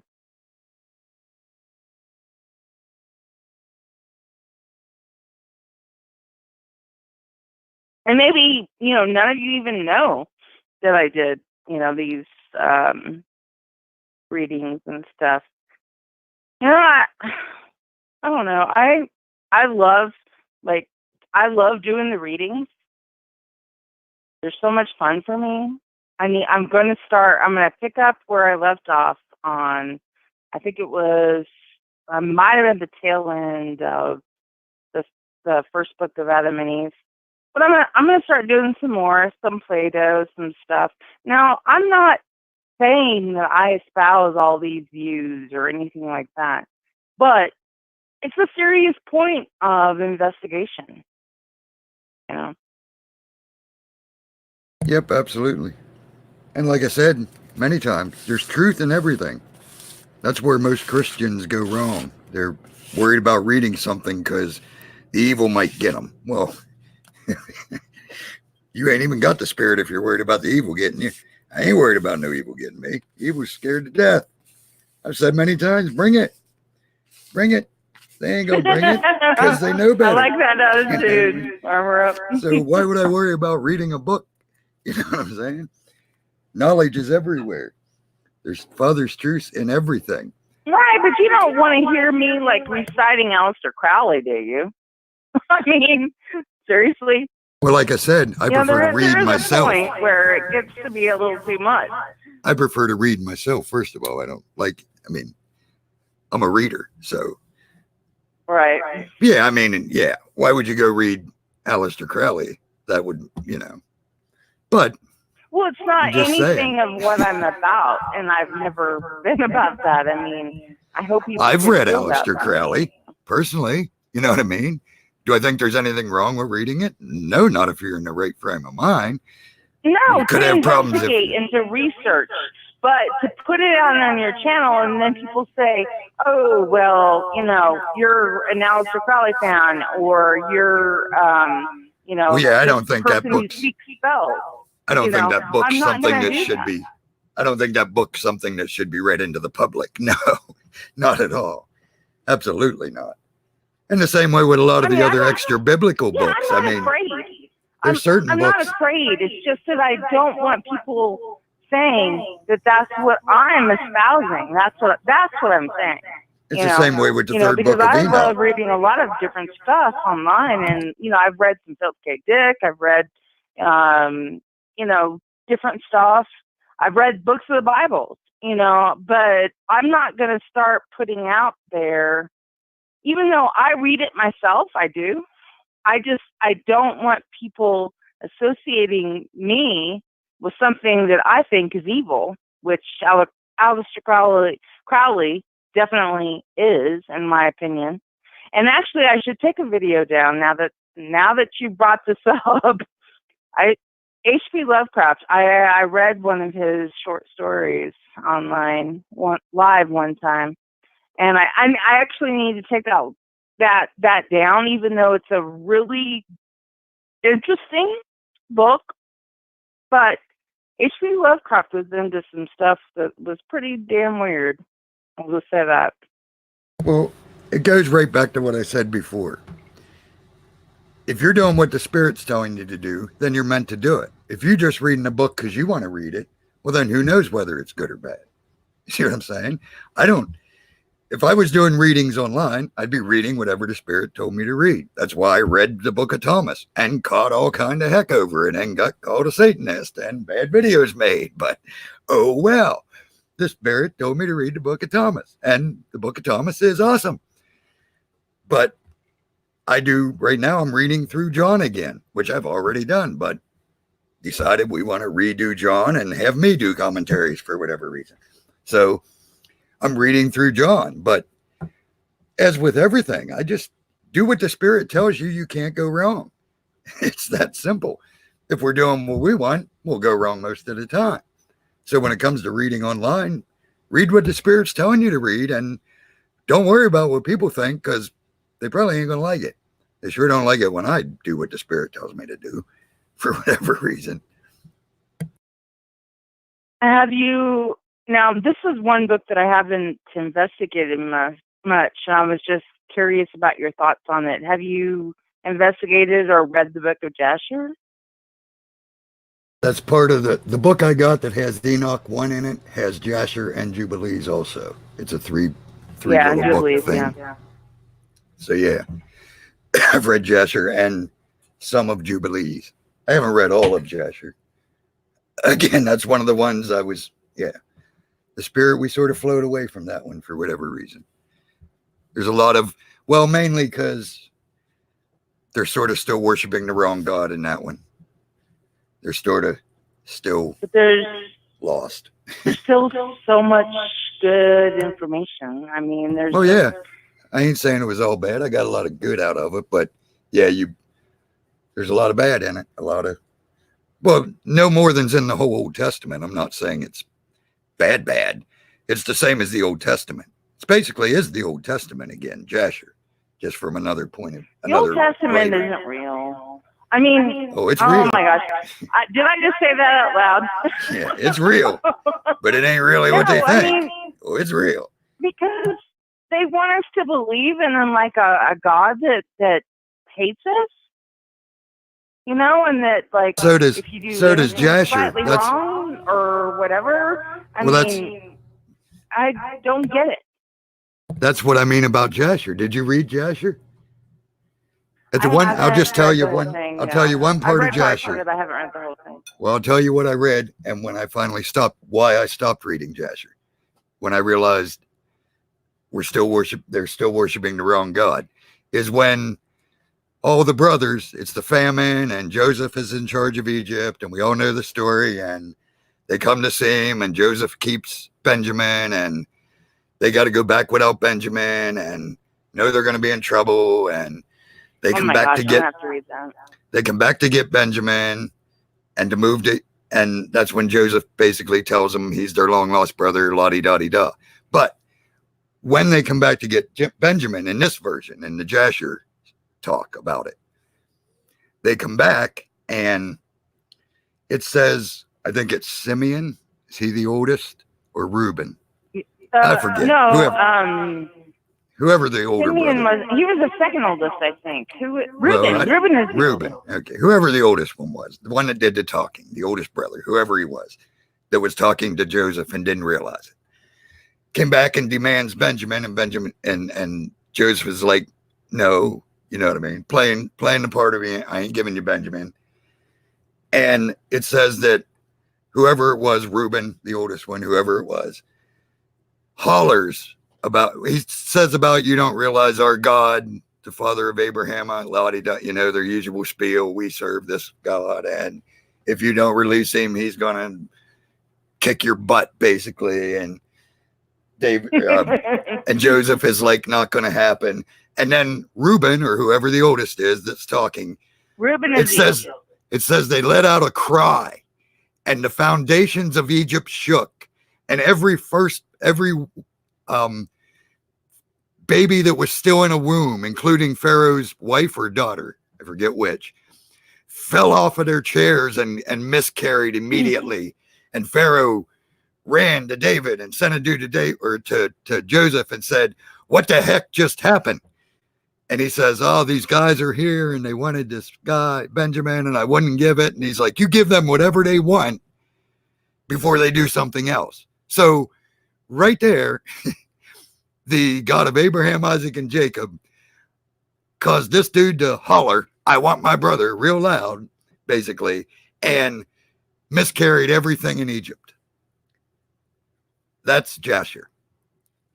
That's part of Jasher. That's when I stopped reading Jasher. I'm like, well, I'm going to have to investigate that for sure. But yeah, that's the interesting. But yeah, I'm definitely going to have to research that for sure. Although again, all this stuff although like I said, there's a lot of truth in it, because, okay, yeah, I can share this part. The Spirit showed me one of our weapons, although that isn't the way it's correctly used. We don't miscarry babies, but that's one of our major weapons. That's for this upcoming battle, and even for right now. That's why we got to keep our words. We got to watch what we say. But one of our major weapons is going to be speech and the way we talk to the enemy. It is now to a lesser account, but yeah, when the time comes, that's basically what's going to happen. What's going to need to be said is going to need to be said, and it's over. So don't worry about it, but get in the fight so you know what to say when you need to say it. Well, one of the things I love about this community in general, and probably need to get off here soon because I've taken up so much of your guys' time, but is that, you know, I think the importance of just loving each other and being here for each other, because I know that all of you guys have been here for me. Armor Up, you've been here for me. Um, uh, you know, and people that you guys don't even necessarily, you know, Digi has always been there for me. There's been like, you know, Jesse Spots, and I know that there's like dissension or whatever. I'm just saying that, like, the people that are here for each other, we see each other, I hope, and I don't know. It's hard to express, because it's like I think there's so few of us. I think there are so few of us, and that's what just blows my mind about how people can't get along, you know, because, you know, here I am in love with everyone, you know. But I think that the problem is that, you know, who is it though that's trying to divide us? Is it the AI? Is it the, you know, is it Lucifer? Is it who's trying to divide the people that see all this stuff? You know, I mean, The why one, would that be so important to divide us? I guess. the one trying to divide us is the one that's been doing it ever since the beginning. That's why we prayed in the Lord's Prayer, Evil One. He goes by many names, especially now throughout history. Lucifer, Satan,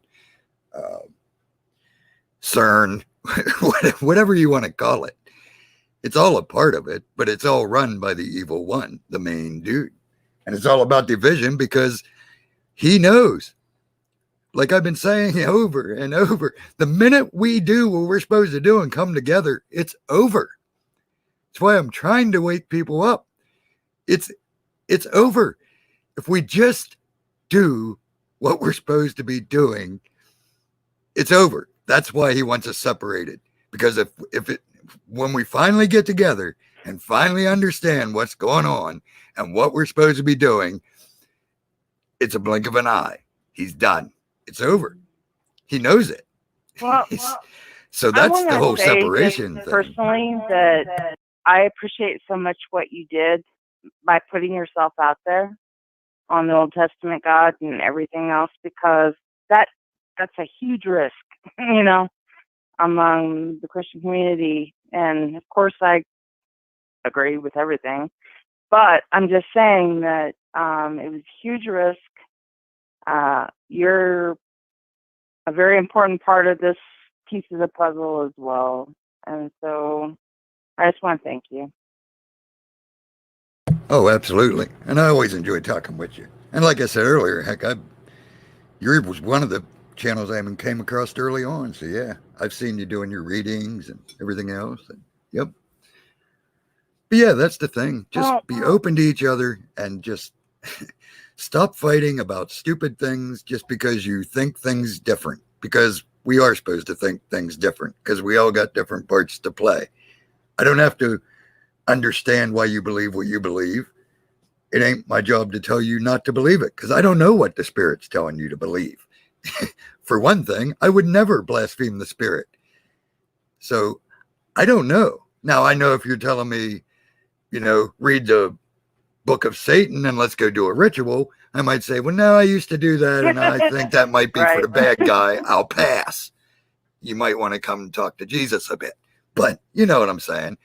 Just because we disagree on whether Yahweh's a good guy or a bad guy, I'm not going to hate you. Although people that don't agree with me seem to want to hate me and call me a Luciferian now. But I don't care what you believe. I'm just trying to tell you what I think is the truth. I'm 100% with you on that stuff. And the same way with other stuff. You know what I mean? I don't care what people think I believe. I just got to be honest with what I believe.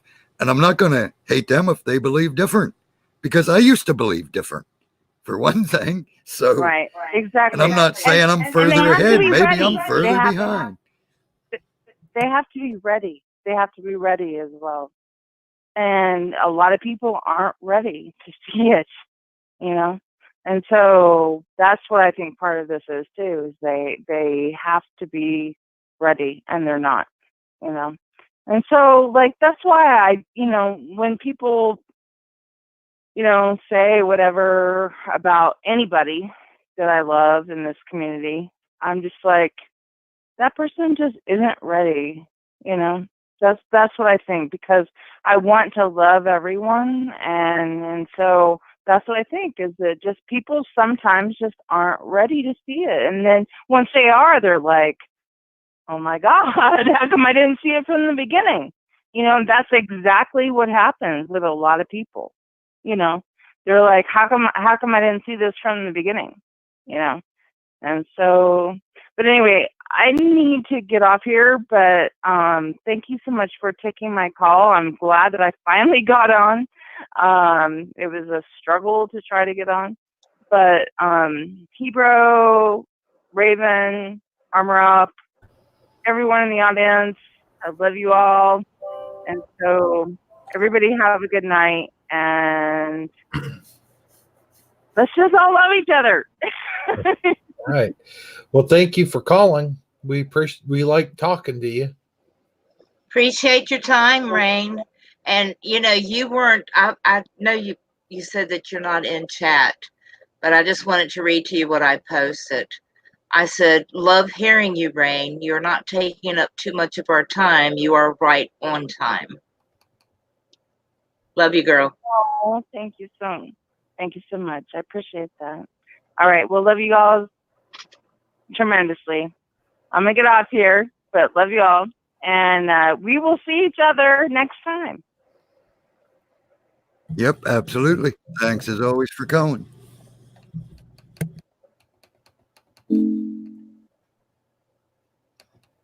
Huh. It's always a good call when Rain calls in. Oh yeah. Enjoyed that.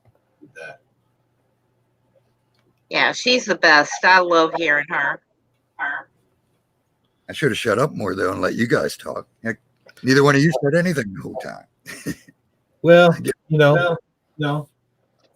You were just so good at it. We figured we'd let you, go ahead and have at it, since you're just such a good talker. If you say so.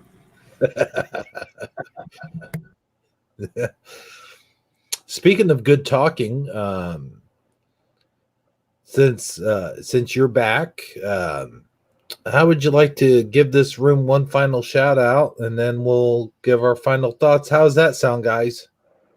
Sounds good to me. Alrighty, sounds good. Let's see, we got Oiler Greg, of course, in the house, sporting the wrench. JM in the house. Screw up, Red Shirt Blues. Dun, dun, dun. Scrolling. CJ, of course, Connie Joe in the house with us. I know Jenny Purty was here earlier. Dan was here earlier. Prela Minimal is hanging.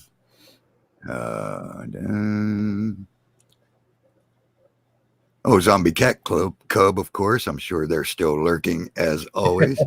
You always want to call it Cat Club.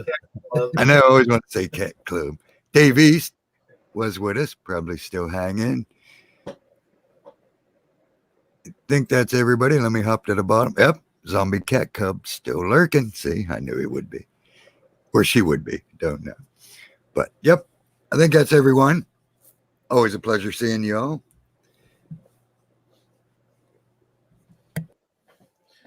I just want to say that it's good to have you back, Armor. We missed you, brother.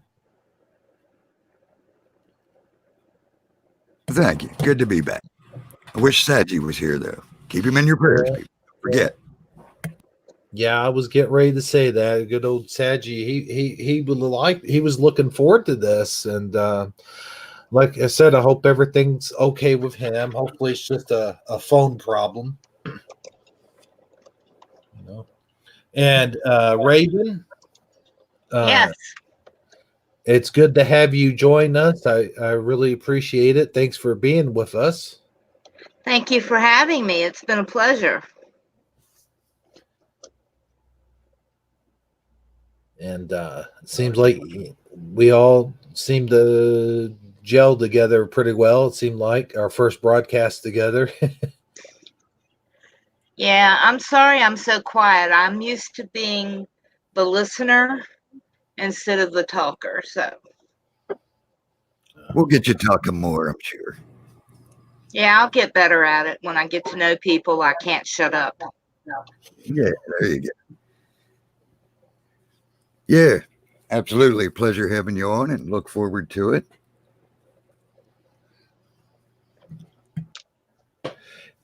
And also, I just wanted to add to everyone out there who's watching the show, thanks everybody for watching, and thanks for our wonderful callers. And I got to say, in case none of you guys are tuning in for Taco Tuesday, I'm not going to have a Thirsty Thursday show next week. And so I want to go ahead and tell everybody happy Thanksgiving to them. So that's my final words. All right. I guess I'll go next. Dan was saying something about maybe having a Thanksgiving show. So if he does, who knows? I might see y'all there. If not, happy Thanksgiving. And don't forget to give thanks for real. I mean, try to do it every day. It's the least you could do, many times a day, but at least once a year, take a little time and be thankful for what you got. Because I'm sure if you just think a little bit, you might have a lot to be thankful for. Probably you got a place to live. You probably are eating. Probably got a chair to sit in to eat and utensils. Probably with some people hanging out and eating. So lots to be thankful for. So don't forget to give some thanks for real to the one that provided it all. Because everything good only comes from one source and everything bad only comes from one source. We said that a little bit earlier. So give thanks, be thankful for the one that's giving you the good stuff. He deserves it. Deserves way more, but at least that. And don't forget, take some time, get alone. No books, no agendas. Just go somewhere quiet, get alone, and talk to the Father like you would anybody else. It'll blow your mind. And it'll tell you what you need to do. Because you need to be doing something. I guarantee you that. And we need you to be doing whatever you need to be doing. That's my final thoughts. Well said, brother. Raven, how about you? What's your final thoughts for tonight? Well, I just wanted to thank both of you for having me on and giving me a chance to tell some of my own story. I'm going to be spending Thanksgiving with my in-laws, who I consider to be my only family now. That's another story I'll maybe tell one other time. But yeah, just, be thankful, love one another, pray together, and like Armour said, take some time to talk to the Father. He's really who's important. I'm not as important. None of us are as important as he is. So y'all have a blessed night. Thank you. Well said, Raven. Awesome. Well said. And we'll have Taco Tuesday, and make sure you catch Armour's Wednesday Word. I need to do the same thing. I need to go back and watch the last Wednesday Word. Any other plugs you want to put in there before we head out? Oh yeah, I forgot. Actually, there is another plug I can put in there, but I don't know what day yet. Well, like I said, Dan might be doing a Thanksgiving show, so we'll plug that one. I'll be on there if he's doing one. Probably, because we should be home by then from my daughters. And Suso told me we're supposed to be going live sometime this week.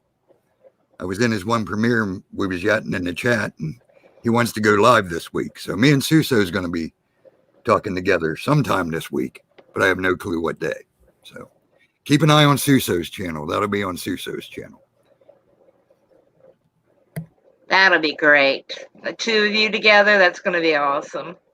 I love talking to the Seuss. It's been too long, man. I really love it. Me and Seuss has talked a little bit in private and stuff, and he's been on Dan's show, and it's always good when me and Suso get to talking. It's a lot of fun. I'll be looking forward to that for sure.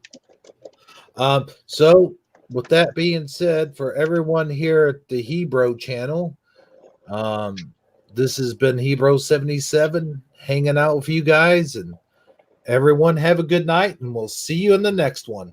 Thank you, everybody. Now let's play this. Play me out to the desk, Paul. S is for the S's that have disappeared. H is for house, it's changed, my dear.